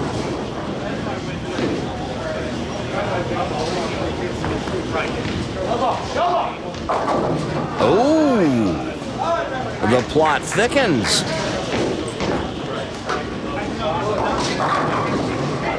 And Logan comes up just a little high and leaves the 4. You hear them calling out to Tony saying, get the wood. Means get the 2. Get all the count you can. She gets the wood, and that is 9 out. So Team Tyrell finishes with a 175. Logan's going to need a strike to tie, but he's got to make this 4-pin first. He takes care of that, but it's all down to one ball. If he strikes, we have a tie, and we will go to sudden death to decide this game 1 in the best of 3.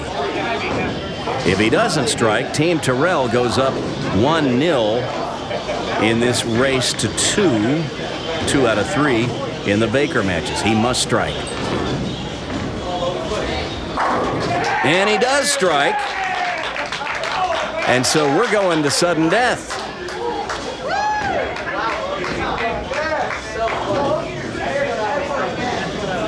Oh, that was exciting. Okay, we got to roll. So here's what's about to happen. We will go back to the top of the order. It will be Brandon on the left lane for Team Lofo and Big Logan M on the right lane for Team Tyrell. They will throw 1 ball each. If they tie, we continue to the next player in the batting order. And if one of them gets more pins than the other, this game ends. Big Logan will go first.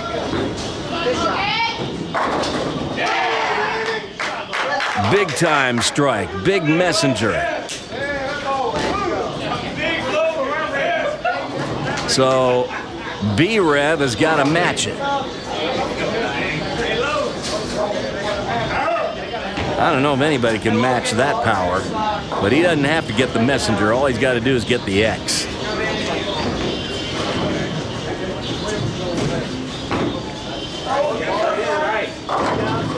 How about it? So this sudden death roll-off continues. And it's in the hands of Dawson Stewart and Tristan Davis. Lefty against righty.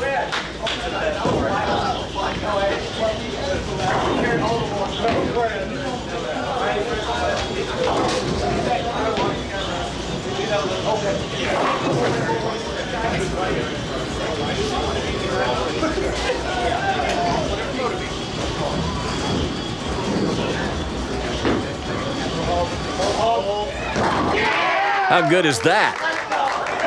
He's been struggling to get all 10 to go down, and he finds the perfect time to solve the puzzle. So it's all on Tristan. He needs a strike to keep this sudden death roll-off going. Look out. Wide of the mark. And what that means is they don't lose a point yet, because in this round 2 of our Prodigy Team Showdown, it's best 2 out of 3. They just dropped the first one. They'll get a chance to even the score next. The power to hook. The power to hit. The AMF angle, with the power of its unique urethane formula. Winter Pro Tour's #1 winner 3 years in a row.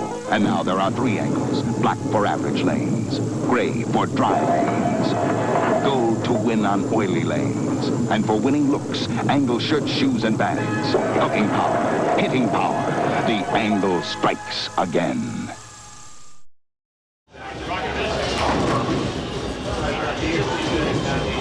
So we are in round 2 of the Prodigy Team Showdown. And Team Tyrell has taken game 1 of the Baker set. They've switched lanes. And Brandon leading off. Gets 9 on his first ball. Now we've had a slight lineup change. I'll tell you about that in a minute.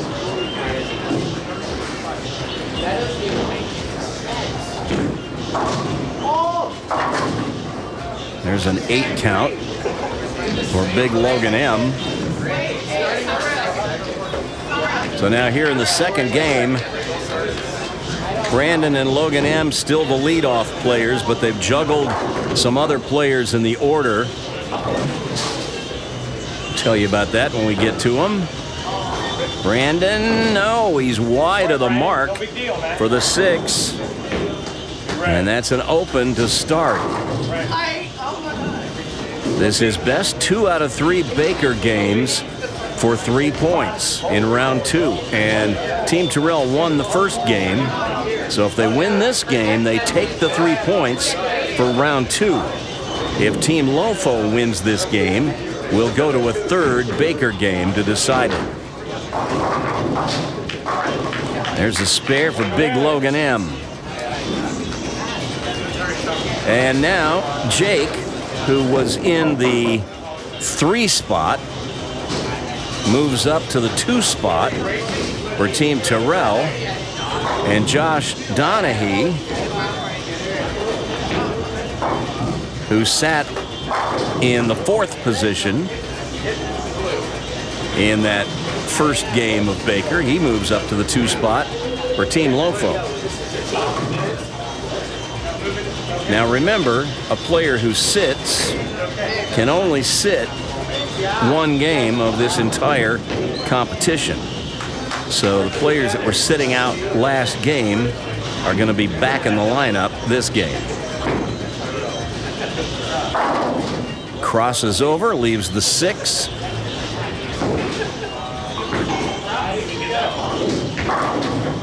And Jake finds the pocket. Puts a strike on the board for Team Tyrell. So in that first Baker game, it was Josh Collins for Team Lofo that sat out, and Peyton sat out for Team Tyrell. But they're back in the lineup now. Oh, and my goodness, Josh runs by the 6-pin. So back-to-back opens for Team Lofo to get this must-win game underway. Now, I say must-win. If they lose it, they'll go down 6-0, but they can still come back and sweep the matches in round 3 and take the competition. But that's a pretty steep climb. It can be done, though. Well, Peyton finds a way to strike. Probably not his favorite way, but he admitted to me during that game that he was sitting out and over on the practice pair that he just doesn't bowl that much on house shots. So this is as mystifying to him as sport shots are to some of the rest of us. And Christian throws one left of left, missing the head pin completely, and leaves the 1-3-6.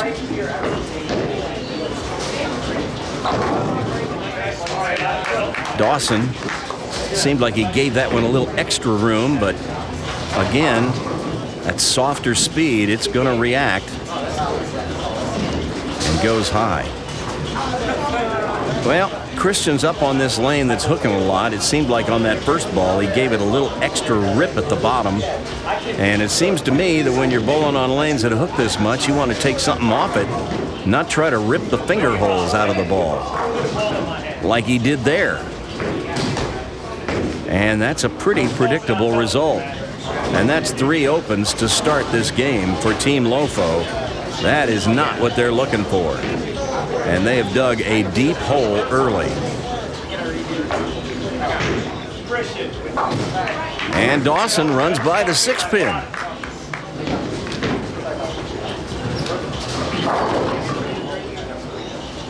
Well, they're just having a hard time with that right lane. It's just hooking off the earth.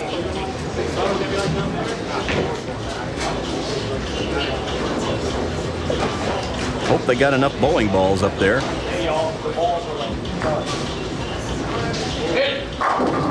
There's a strike for Tony on the left lane. She doesn't seem bothered by either one of these lanes. Josh just gets the 7 to go. But now Team Lofo, they've got to go to the whip. Got to start seeing some strikes here.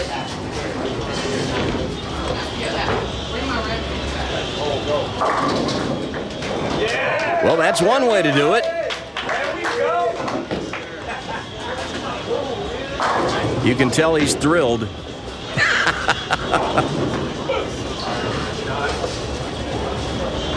All right, big Logan M. You talk about somebody who rips the finger holes out of it. But he's got enough speed to keep it on line. And that double gives Team Tyrell a 41-pin lead.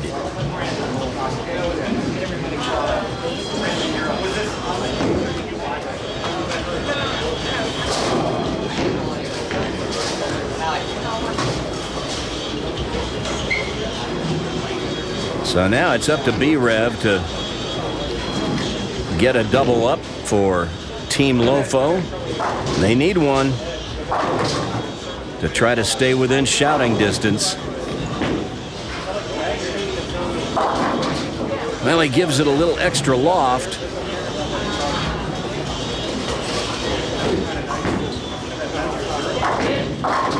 That's what we're seeing some of the players try to do, is give it more loft, and that will work sometimes. It'll help delay the hook. The problem is that if you catch it with a little more fingers on the upswing, you can actually make the ball overreact and hook even more, and that's not what you're looking for.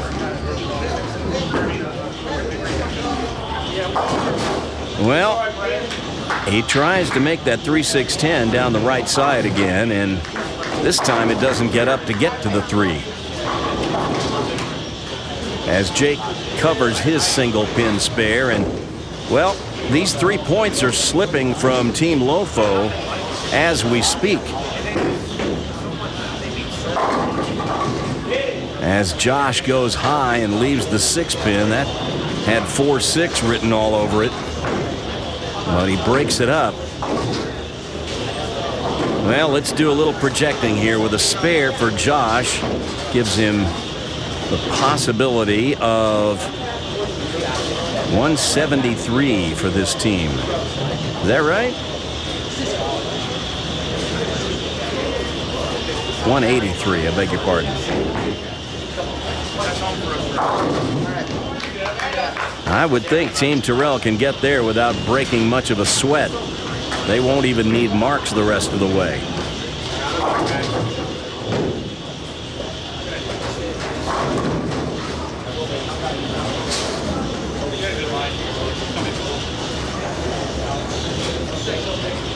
But Team Lofo cannot afford any more mistakes. They've got to take it off the sheet from here and hope that Team Tyrell has a couple of mistakes up their sleeve. There's a spare for Josh.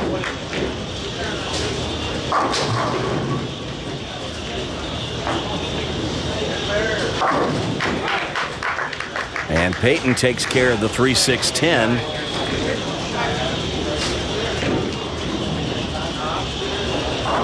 Well, let's see if Christian can take a little off the ball this time rather than trying to make it hook a little more.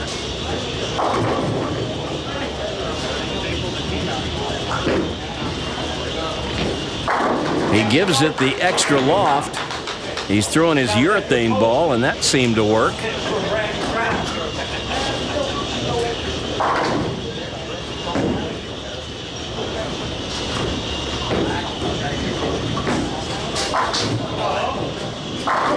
There's a strike for Dawson.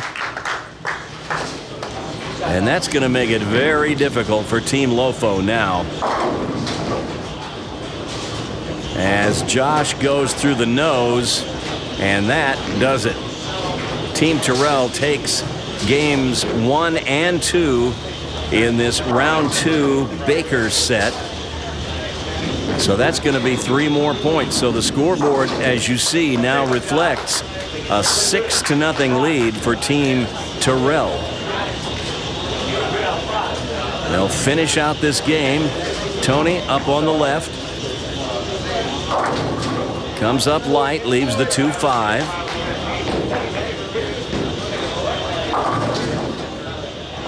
Logan nearly trips the 4-9, but has the 9 left. This is all academic now, as this game has already gotten away from Team Lofo. And as we go into round 3, we will be all about match play. Tony slipped a little bit there. Covers the spare, and Logan lets that one slip away. So that's 9 out in a meaningless 10th frame. But now as we head to this final game, as Tony will throw her fill ball, they still have room for 202 here. There are 8 points available in the 3rd round. So even though Team Lofo is down 6-0, if they sweep all 5 matches, and of course that would mean they'd take total pins too, that would be 8 points. Or if they win 4 matches and take total pins, that would be 7 points. Team Tyrell would get the other point. That would be a 7-7 tie, and we'd head to sudden death. And oh my goodness, there's just so many possibilities. But we'll take a break first and continue after this.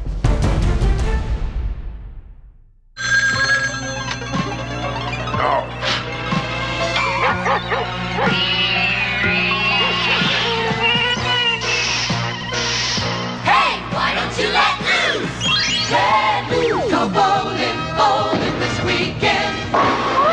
Have fun. Go bowling, bowling this weekend. Let loose at Valley Bowl. Take the Valley Highway or Academy exit to security.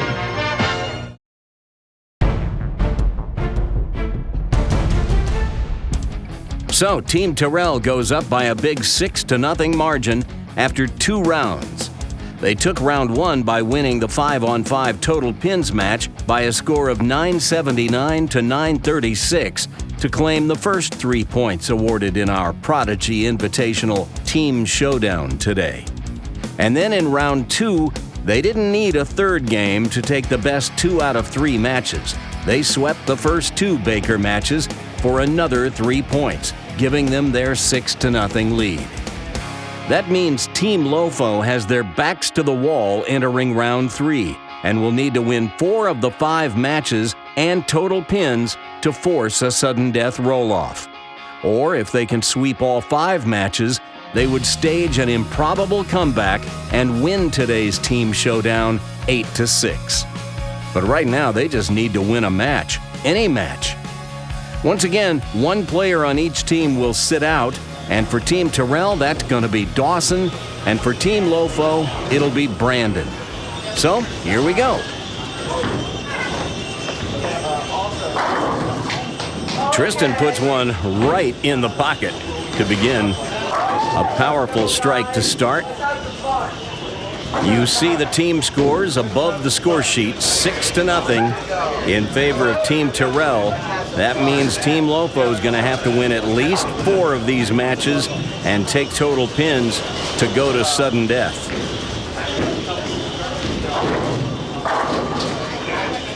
Peyton crosses over, leaves the 9. Now Josh Collins.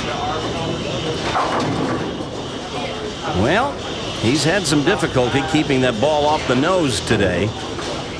And now he's got his hands full with the 6-7-10. A little more difficult for a left-hander than it is a right-hander because he's hooking away from it.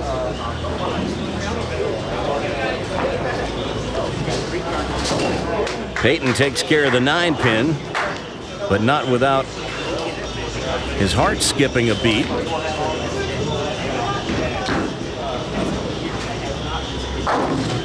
Nine out for Josh. So an early advantage to Jake. Oh, look at this. He lofts it past the arrows. And if I didn't know better, I'd swear that's a plastic ball he's throwing. I actually don't know better. Maybe it isn't. Hard to imagine him hooking it that much with a plastic ball. I think that might be an Optimus, maybe. Christian having a similar problem keeping the ball right of the head pin. It's a recurring theme today for our right-handers. Jake almost chops the 2 off the 5, but that's a spare. So he takes an early advantage over Josh Collins. Remember, they're bowling match play against the player across from them. And Christian takes out the 9-10, leaving the 3. So there's an open to begin. And now big Logan M mixes them up. Somehow gets 9 out of that mess.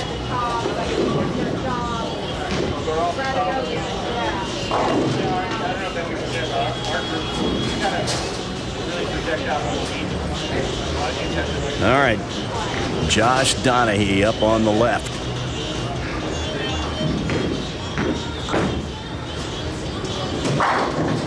Solid strike.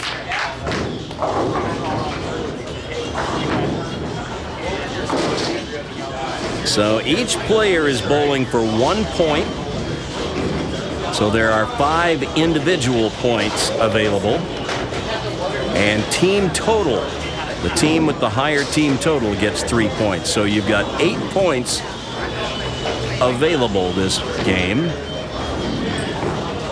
So even though you're down 6-0, Team Lopo, you can still come back and win this. Tyrell high on the head pin, leaves the 3. Logan high on the head pin, leaves the 3-10. He'll go straight at it.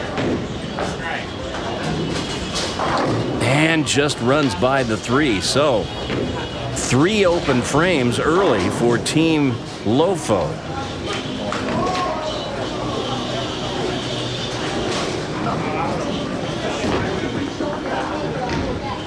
And there's a spare for Tyrell.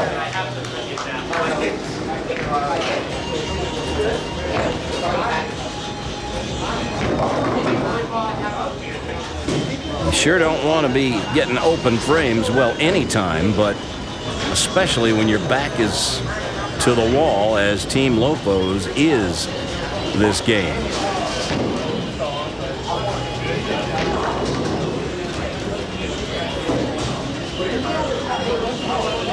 Well, we're having a little housekeeping done up here with bowling balls, clearing a few out.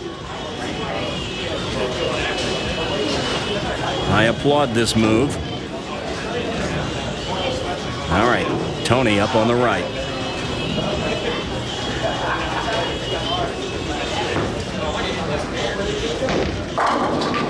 See ya, Pins. She makes them all go away. So back to the top of the order. They reverse sides. Peyton up on the left.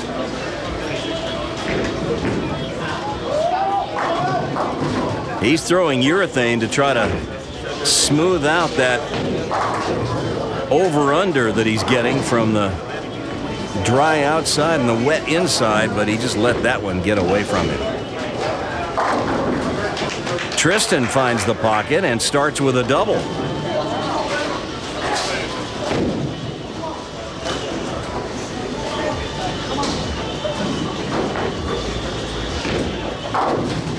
And Peyton takes care of the 1-2-8.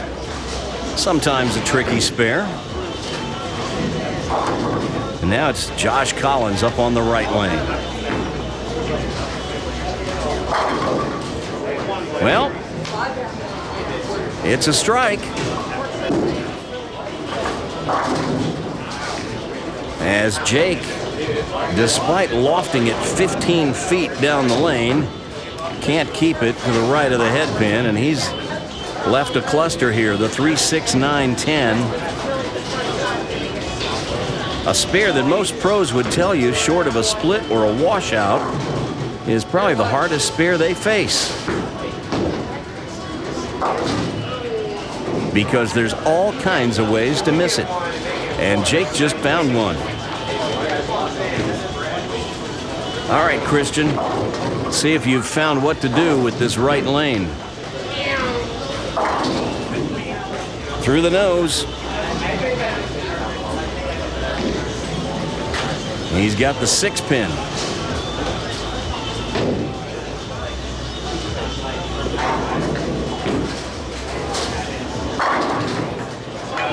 That's a big strike for a big guy, big Logan M on the left lane.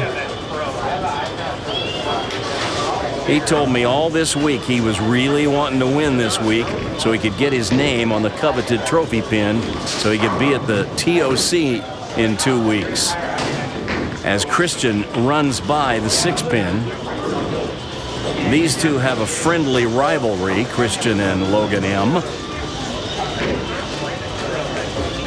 And they were mouthing off to one another over lunch a week ago as we were all heading home from the GYBT TOC. Had a little food fight inside Boston Market. We're lucky we didn't get thrown out of there.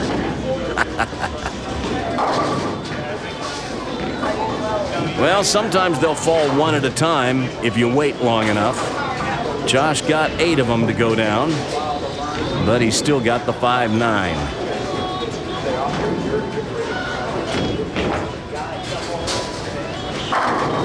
Big strike from Tyrell. And now Josh needs to make this to stay with him. No problem. So again, Team Lofo needs to win all 5 matches. They would sweep this round 3, get all 8 points, and take the Prodigy Invitational Team Showdown 8-6. But short of that, they need at least 4 matches and to take total pins for 7 points. Team Tyrell would get the other point. We'd have a tie. But if Team Tyrell wins 2 or more matches, they will win the competition today. There's a wall shot for Tony McQuarrie. And a double to start.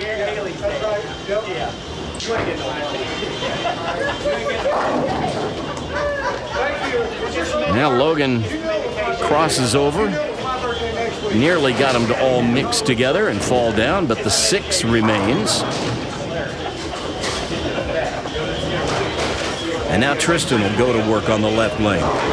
He's on a double. And now he's got 3.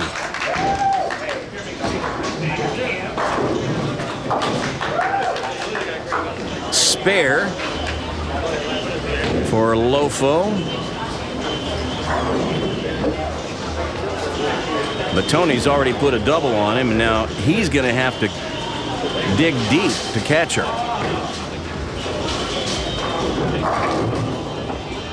Tony's the only one that's thrown any big games so far. There's Josh's A game on display.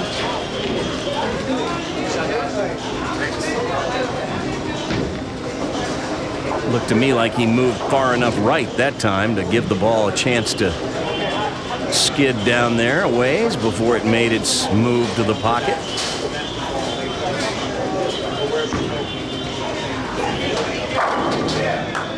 Well, Peyton, I know, is not loving this ball reaction. That ball is hitting the dry on the outside and immediately turning for him. And you see him shaking his head like, I don't know what to do. When the guy came and ran the lanes this morning, he ran 38 first, but didn't run it twice. And as I mentioned earlier, sometimes when you run the lane machine on the very first lane you run, if it's been sitting overnight, those brushes may still be dry, and it may take a lane just to get all the fluids running through the machine. It's a good idea to double run the first lane or the first pair. They didn't do that. So that may be why the right lane is just a little dry.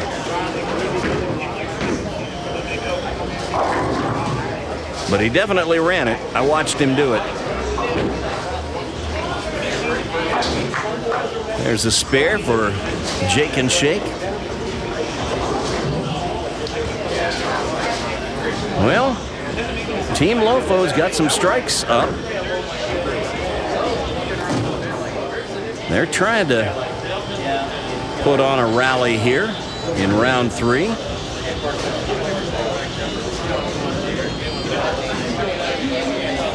Big Logan M would love to put a double on his little buddy Christian right here.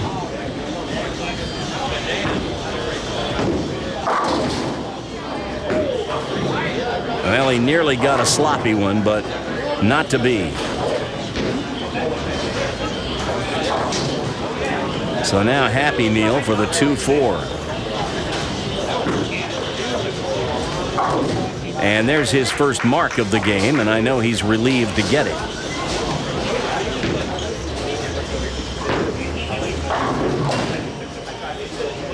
As Logan covers the 10-pin.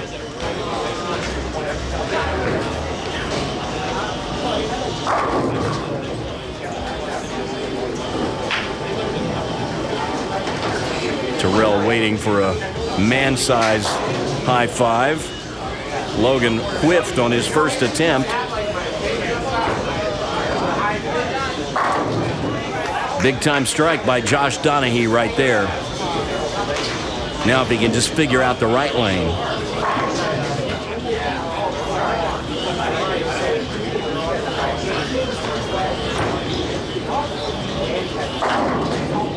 Oh, that was close. Just a fraction high.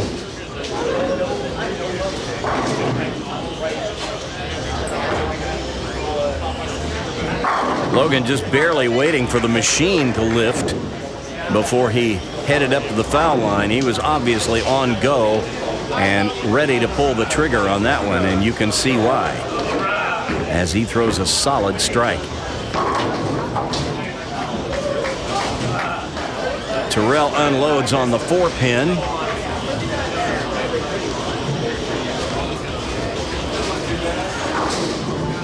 So now Team Tyrell has their leadoff bowler on the left lane and their anchor bowler on the right lane.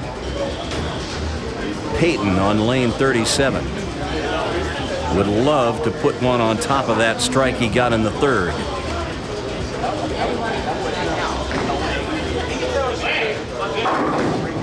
Oh, man.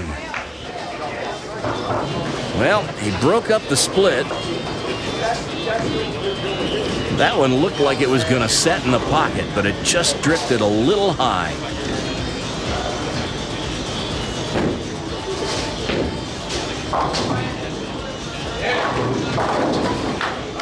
That's how you break up the 4-9 right there.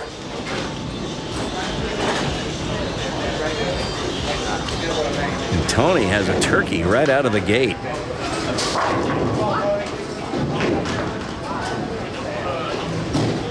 And my goodness gracious. Well, we all have our off days. I've never seen Peyton have a day quite like this, though.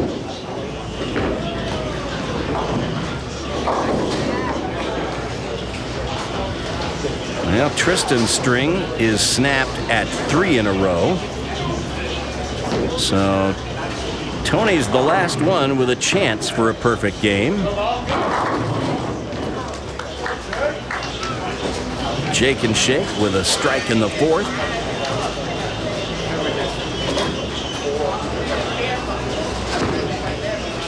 And Tristan for the 2-pin. Look out, my goodness.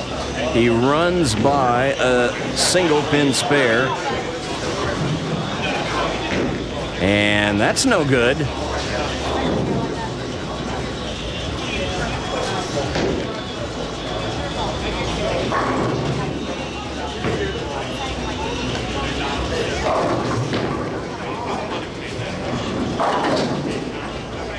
And Josh Collins crosses over and leaves a split that I'll bet he hasn't seen in at least 2 or 3 years, the 5-7. Boy, there's a solid strike by big Logan M as he gets the 10 to tilt inward.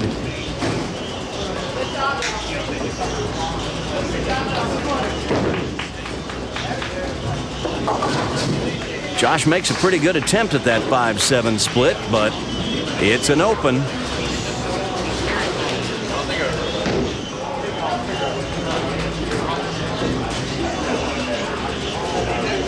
And now Christian on the right lane. This has not been the easier of the two lanes, that's for sure. But he has thrown a couple of good ones here with this urethane ball, giving it max loft and getting it out to the break point. But it's been a little hit and miss. And there's a miss. Through the nose, the 310. I think in this situation, when the lanes are hooking as much as they are, rather than trying to hook it more or going with a weaker ball, you just need to move farther left, take a little something off it. Solid hit by Tyrell right there. He's not the type that's going to take much off of it. He just throw it harder.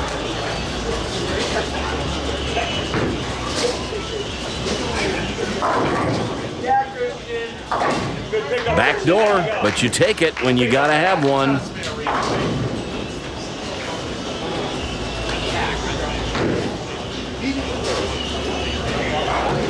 All right, see if Tony can put a four-bagger up.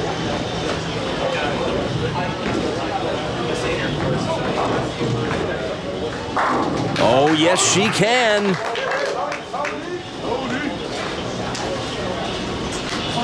She's been on fire today.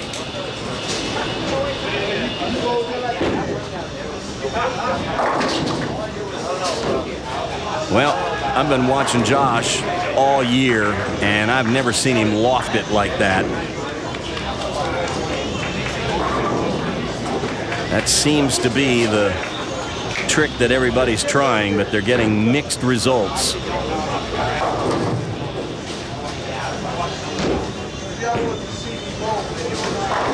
Stay clean on the right lane. Don't lose the left lane. Keep searching on the right.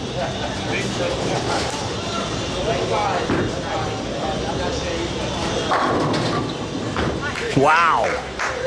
I got to learn that trick.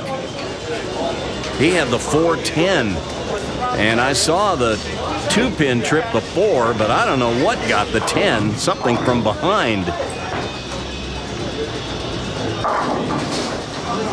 And Lofo through the beak, and now he's got the 3-9-10.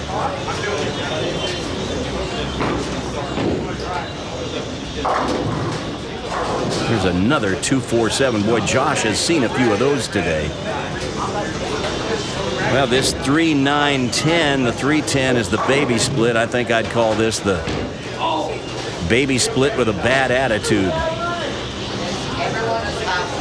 Logan has gone to a house ball for this. Well, an interesting idea. Didn't work.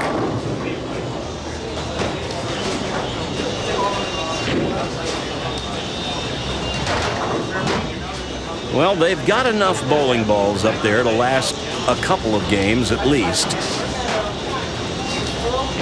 But they only need enough for about 5 or 6 more frames.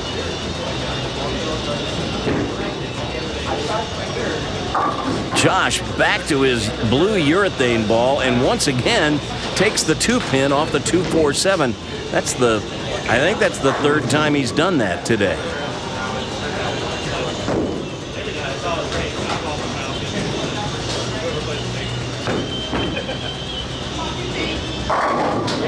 Well, there's a Brooklyn strike for Peyton. We've seen a few of those today, especially on that right lane. It wasn't any more kind to Dawson, a left-hander.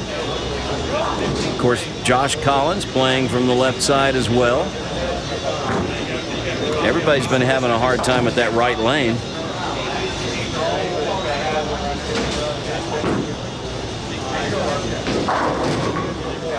Well, that was close. He went back to one of his reactive balls that time. That's pretty weak when it'll get on down there before it moves. There's a Trip 6 for Jake. Crossover. Haven't seen anybody move far enough left on the right lane that they're standing in front of the ball return, and that might be where they need to be. I'm sure they would tell you they've just about run out of room to move left, but if you got to move in front of the ball return, you move in front of the ball return. Christian takes care of the 9-pin, but he needs strikes, not spares.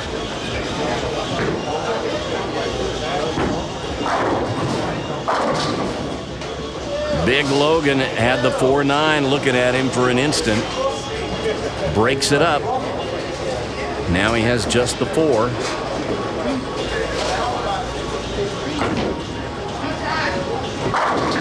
There's Josh, solid again on the left lane. That's 3 strikes in 3 attempts on the left lane.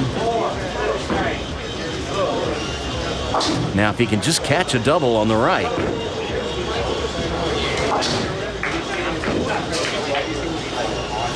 Spare for Big Logan on the right. And now Logan F.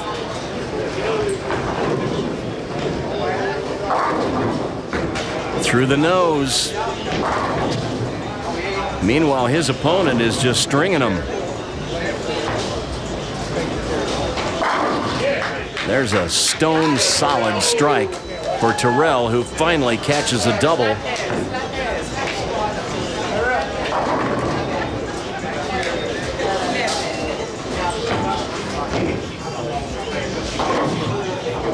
Logan gets his spare.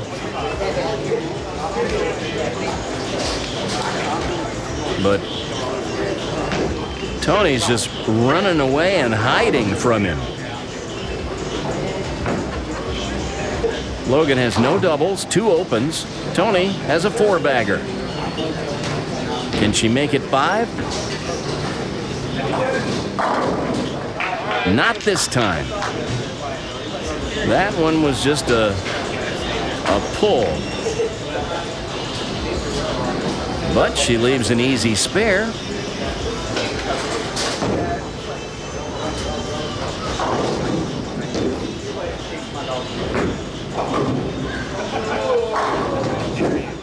Oh, look at this. I've never seen Peyton give it that much loft, and he did that with a urethane ball. I believe that's a pitch black right there.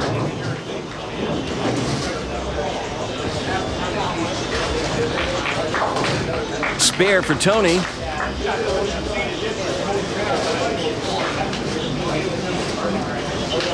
And she's got Logan by over 40 pins, and Team Lofo cannot afford to lose total pins. And oh my goodness, Peyton with a wild one, and it's just not his day. It's just not his day. We all have days like that.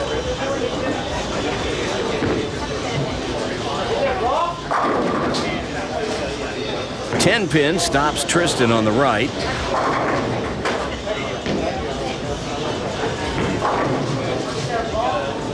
Jake goes with a more conventional release this time, not trying to loft it all the way to the arrows, and he gets all 10 to fall in slow motion. And that's a 3-bagger for Jake.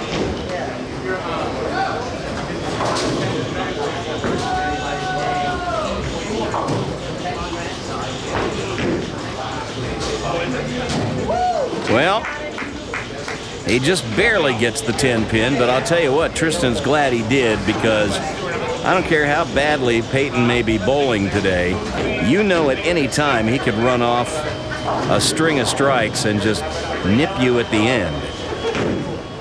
He's that good. What sorcery is this?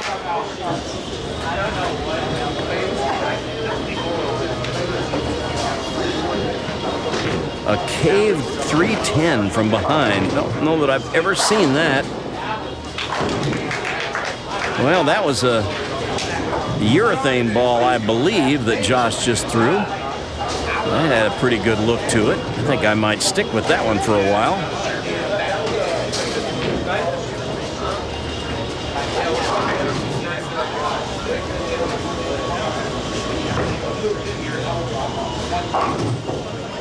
Well, these kids are not short on bowling balls, I can tell you that.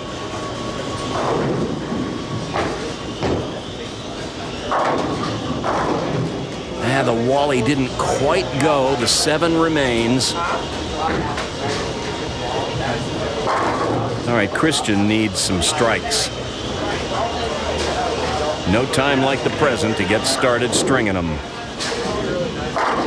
How about that one? He went with a big loft and the big fingers that time. There's a spare for Tyrell. So getting down to the closing frames of our competition today. Tristan's got his match pretty much in hand. Josh trailing Jake at the moment by about 20.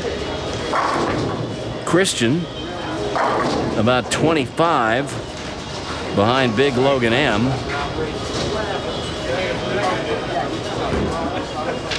Josh, Donahue, and Tyrell pretty close. Maybe 10 pins or so difference. But Tony is just putting Logan away. And Team Lofo cannot afford 2 losses.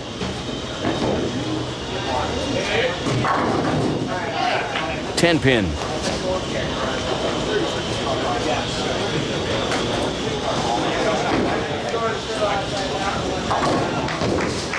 There's a spare for Josh.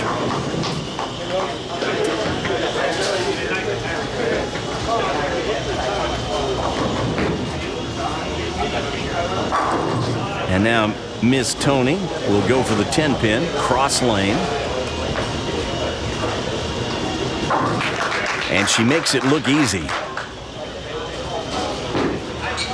Look at Logan almost lofting the gutter, but he didn't get it out far enough to the right, and that thing nearly clipped off just 1 pin.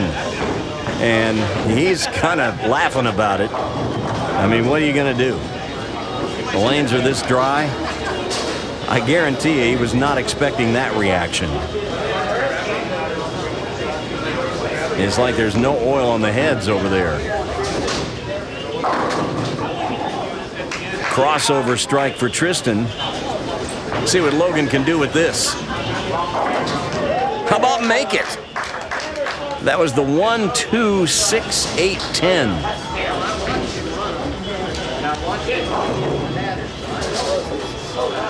A funky version of the super washout. All right, Josh. He's going to go with this white ball for a while. And I think I'd stick with it. Good shot there.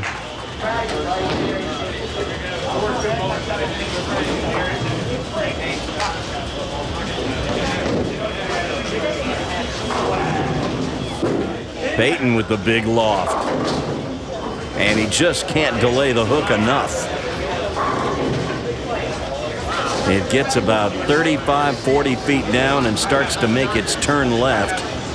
And you just got to get it to scoot farther than that before it starts to make its move toward the pocket.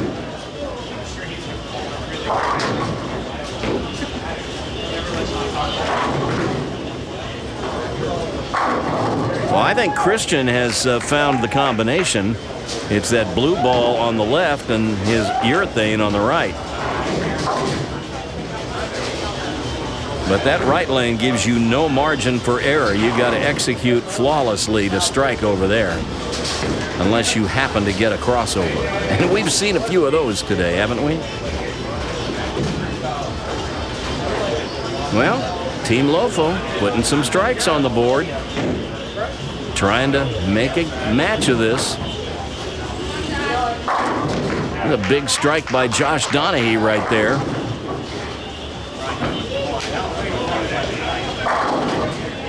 Well, did I mention something about crossover strikes? Jake gets one to extend his streak to 4 in a row. And that is not helping Josh Collins at all.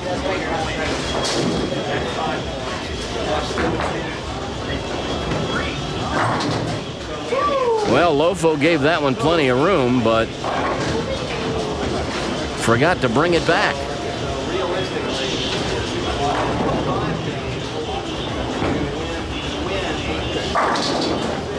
There is another crossover, this one leaving the 9. And big Logan M has a Dutch 200 going. Great conversion of the 1-2-4-7 by Logan F.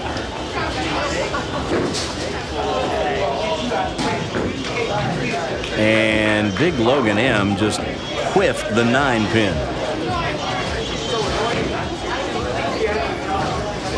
I don't know what that was about. I'm surprised he didn't throw his straight ball at it. He took his spare ball and maxed out the fingers on it. And that guy can hook anything. On anything.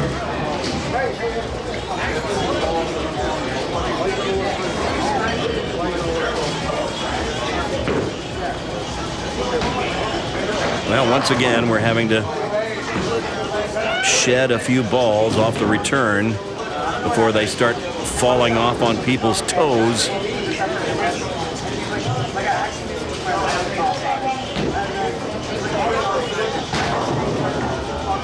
All right, Tyrell up on the right.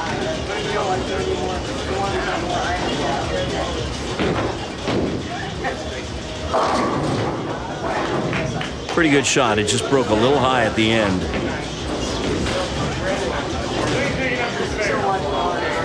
I mean, most everybody is crossing over on that right lane. At least Tyrell was in the pocket. But look at this. The machine was on the second ball cycle. And so it swept away his 4-pin, and now we're going to have to wait to get it reset. So in the meantime, here's Peyton on the left lane. Once again, he goes with the big loft. This time, he gets it to hold, and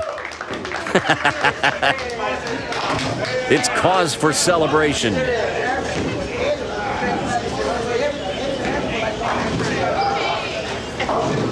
Peyton is usually pretty stoic. He won't show you much emotion. That's about as big a smile as I've seen on his face bowling.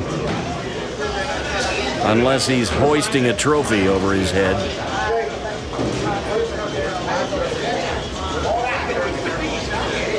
Well, in 2 weeks, we will hold the first annual Prodigy Bowlers Tour Tournament of Champions, the mother of all stepladders. All the winners from this season will be invited. They will all be seated into a stepladder, at least those who show up. So everybody will have a chance to run the ladder and win the coveted trophy pin. We will film on June 23rd at AMF Woodstock. And then the following week on June 30th, our final Prodigy event of the season, the second annual Adult Youth Scotch Doubles 9-pin no-tap race to 300 on the house shot right here at Brunswick Zone Roswell. Last year we had our one and only 300 game bowled on Prodigy Bowlers Tour. Yeah, I know it was a 9-pin no-tap game, but it was still a lot of fun. And we had our biggest attendance, largest field we've ever had for any Prodigy event. And I'm hoping we get a whole bunch of people for this one too. It was a lot of fun last year. We had a couple come all the way from Michigan. They didn't even know they were going to get to bowl that day. They came down just to watch. And it just so happened it was one of those things that we gave the adults an opportunity to bowl. So they got to bowl, and they bowled qualifying on the same pair of lanes with our winners that day, Josh Collins and Josh Rondino. And we saw some great bowling. That game that Darren Vance and Logan Fossum shot 300. They were bowling against Christian Manel and his adult partner, Danny Godfrey, and they shot 277 in a losing cause.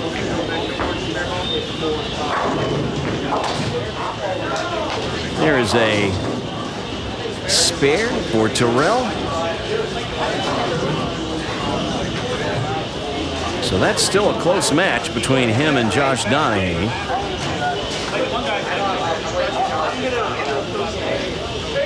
It's still a close match between Christian and Big Logan M. Josh Collins gonna have to put on a big comeback to catch Jake. Tristan in control of his match against Peyton. But Tony the Tigress, as I've dubbed her today, Tony McQuarrie, she is putting it on Logan Fossum.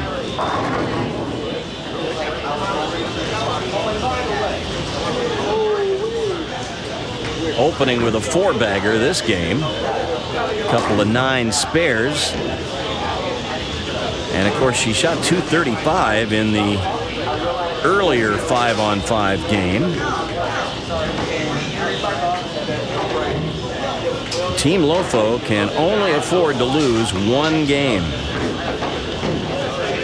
or this Prodigy Invitational Team Showdown is going to slip through their fingers.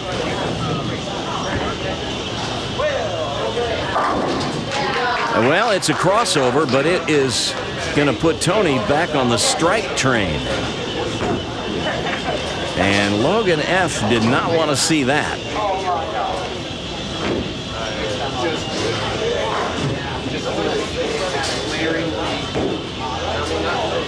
So Tristan now back up on the right.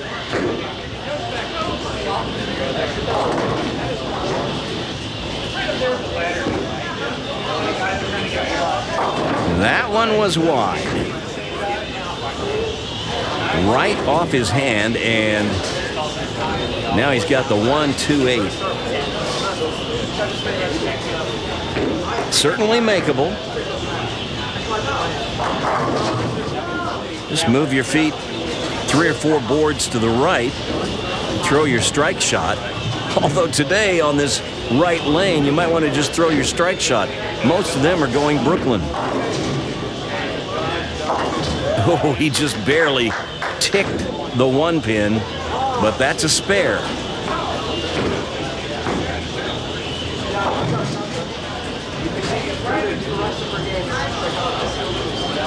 All right, Josh has just got to go off the sheet here.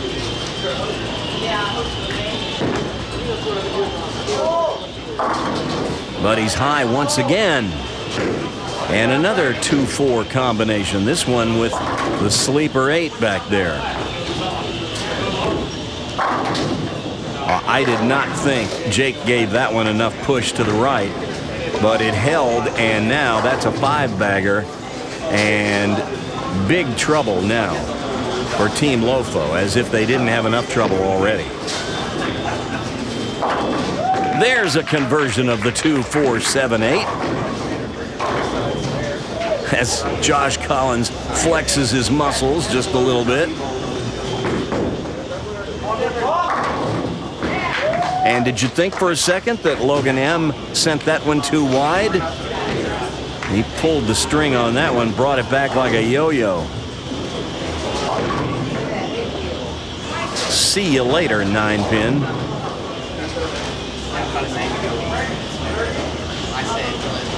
Well, Christian's got a double working. He can make this a match, but he needs a strike here in the 8th. Big loft again. But big trouble instead of a big strike as he leaves the 1-2-4-6-10.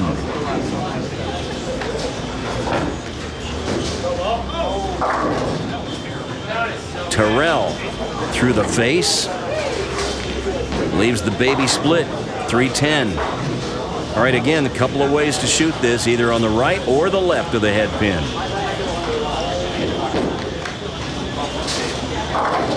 That's the way I recommend doing it, on the left side of the head pin. And Christian with a big smile on his face after he converts that spare. Tyrell will go with his spare ball and just throw it pretty straight. Well done. Josh needs a double. He hasn't struck on this right lane yet in this game. Gives it the big loft, hoping that it'll scoot down the lane, but not to be.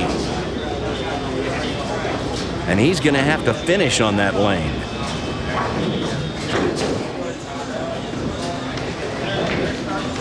Tony going for a double on the left.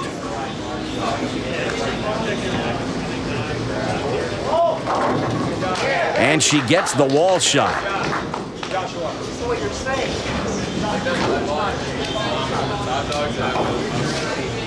So I think at this point you have to just write off Logan's point. Tony's going to win that one, so they've got to win all the others. And that's not going to help Josh in his match against Tyrell, that's for sure. So that's going to drop him about 20 pins behind Tyrell with 2 frames left. Tristan goes through the nose.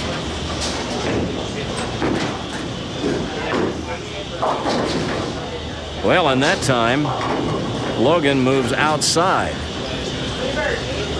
We've seen him loft the gutter from the left, and he played that one up the right side of that lane, looking for answers and really just uncovering more questions.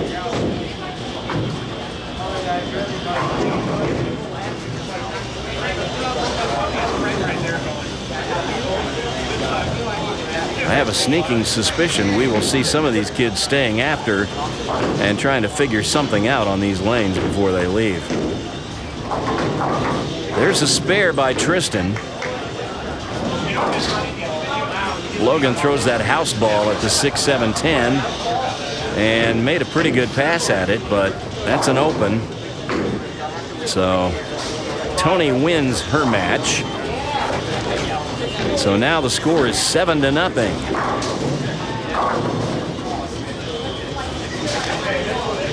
There's a 9 count for Josh. He can still get to 188. And Jake with a strike in the 9th would just about end all hopes.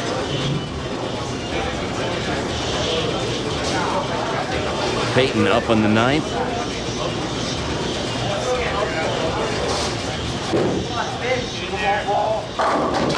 I guarantee you no one's ever seen Peyton Smith loft the ball that much. Not recently, anyway. He hasn't needed to.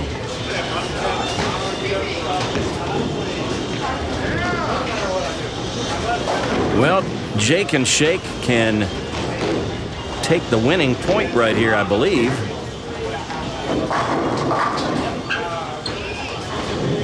Through the nose. But that's enough.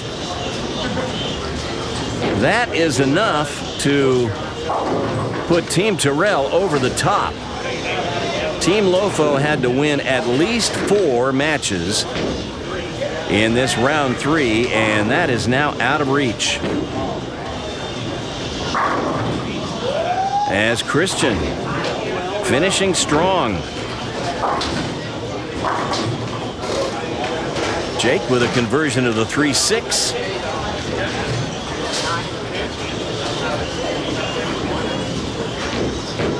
But it is all over but the shouting now. And the signing of the coveted trophy pin. Josh goes with, I believe that's a different ball than the one he's been throwing on the left lane. Sends it wide and it comes back strong. Another crossover. Big Logan M. Can't believe that thing hooked so much. Believe it. Believe it, Big. All right.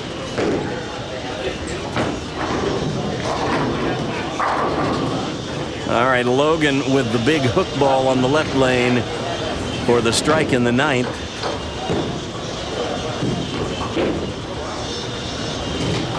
As Logan takes his plastic spare ball and covers the 9-pin.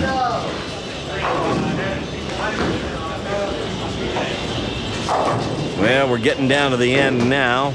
It's just a matter of what will the final score be. It was pretty lopsided last year when Team Tyrell beat Team Panda. We made one slight change to the format this year. We've actually used this format before in exhibition matches between the kids at Brunswick Zone Roswell and the kids at Stars and Strikes in Cumming. But we made a change to the format today at the recommendation of Tyrell, actually. In the past, we've only bowled one game of Baker for that second game, that round 2. And I never really liked doing that.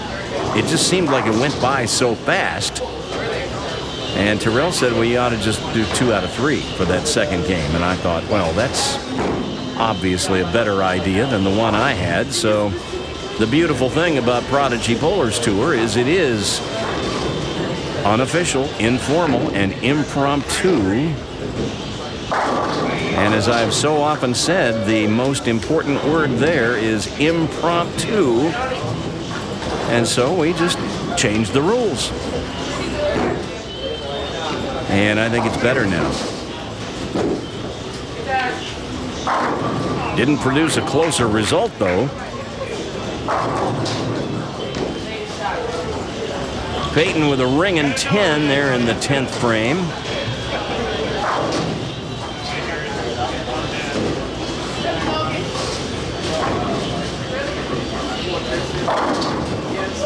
Tristan crosses over with a strike. And look at this. The final draft choice, the last player taken in the draft, Tristan Davis, is going to win probably the only point that Team Lofo is going to take today. So if he felt bad about being taken last, he can at least put that up in their face. Ah.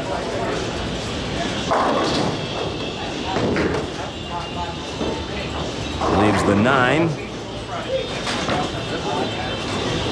Jake going with the slow ball here in the 10th frame, knowing that this is all academic now.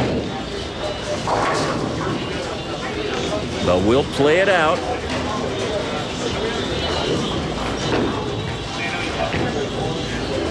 Oh, he actually hit that 9-pin. And it just wiggled, waved at him. Spare in the 10th for Jake. He can still shoot 220.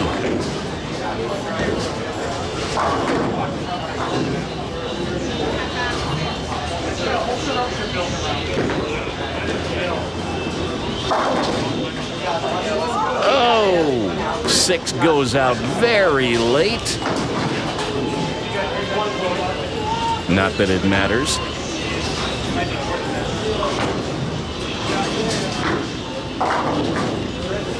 But now they're just showing off. That's an 8 count for Jake and a 218. Good game.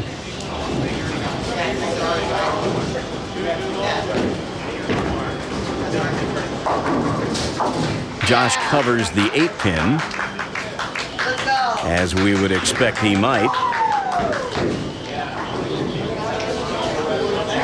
Well, this rivalry that Big Logan M and Christian had, Christian wanted to at least take the point from Logan. Oh, and he might get a chance. Well, well.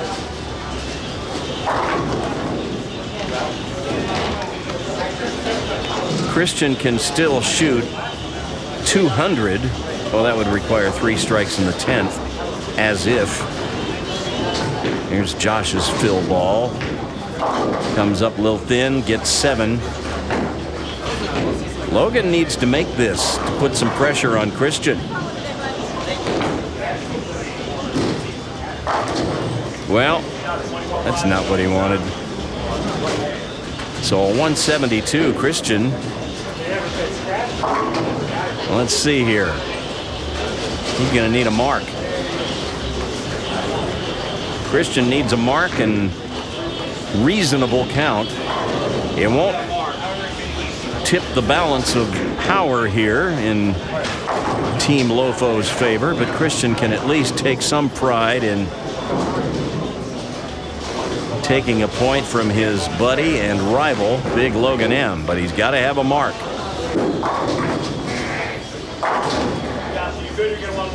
Well, he's going to have to do it with a spare, because he just hooked the ever-loving snot out of that one.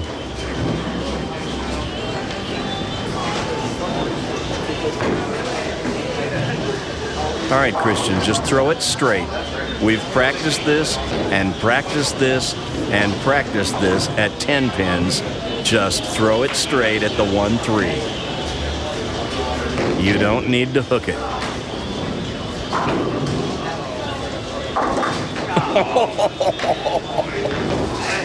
9 out, and that'll be a 168. And Big Logan M takes the point.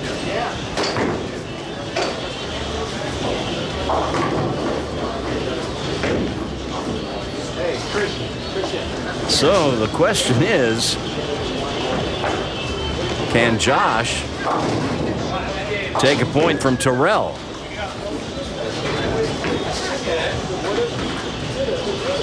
He can shoot 206. Got to strike out to do it. Tyrell would have to spare and then strike, and he would shoot 206.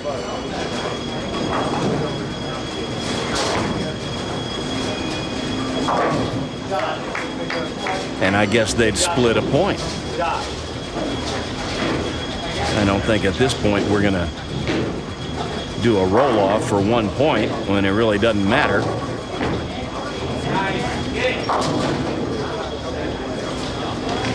But that's not going to happen. And with that, Team Tyrell takes the 4th point.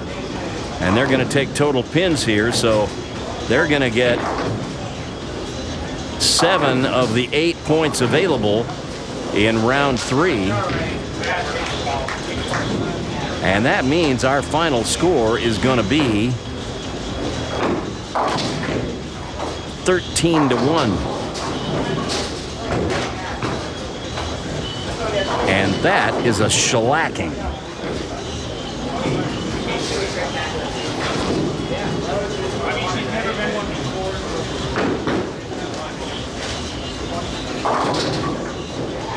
Now Logan's just wanting to get this over with. He's going on vacation to Colorado and just doesn't even want to think about bowling for a little while. He's going to go refresh his energy cell, his batteries. Good shot, Tony. And get recharged for Junior Gold next month.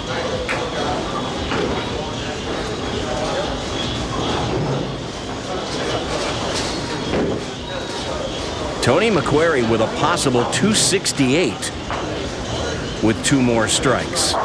She's put on a clinic today. She's been the class act of all of the bowlers.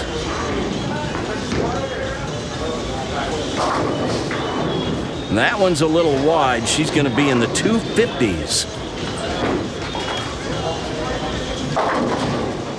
Well, they told me that she could bowl with the boys. I mean, I didn't really have any doubts, but we got some pretty good bowlers here. But she spanked them.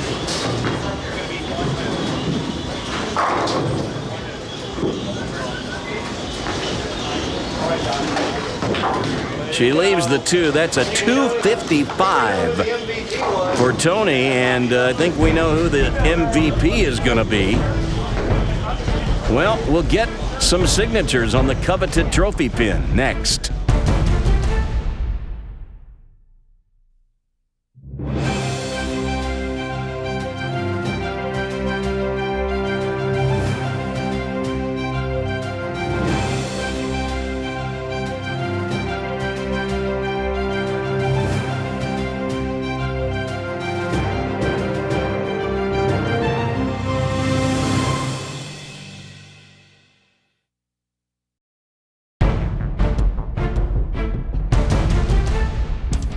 Well, I think you'd have to say by pretty much any measure, the second annual Prodigy Invitational Team Showdown was nothing short of a good old-fashioned beatdown, as Team Tyrell put a shellacking on Team Lofo by a final margin of 13-1. In fact, only the final draft choice of the field, Tristan, kept Team Lofo from getting completely skunked.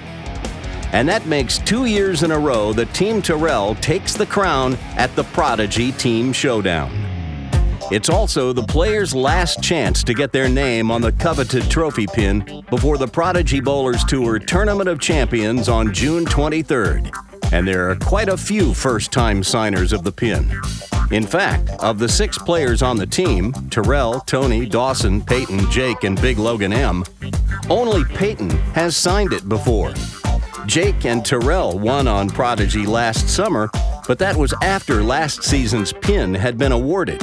So all but Peyton are signing the coveted trophy pin for the very first time. Congratulations to all 6 players. I think we know who's the MVP on this team. Tony bowled games of 235 and 255 to top all players in the field in both of our full games. So congratulations to Team Tyrell on a job well done. We'll see you in 2 weeks from the Prodigy Bowlers Tour Tournament of Champions, taping June 23rd at AMF Woodstock. It'll be the mother of all stepladders. Expect the show to go up on YouTube the following week. So long from the Prodigy Invitational Team Showdown, where Team Tyrell has defeated Team Lofo 13-1.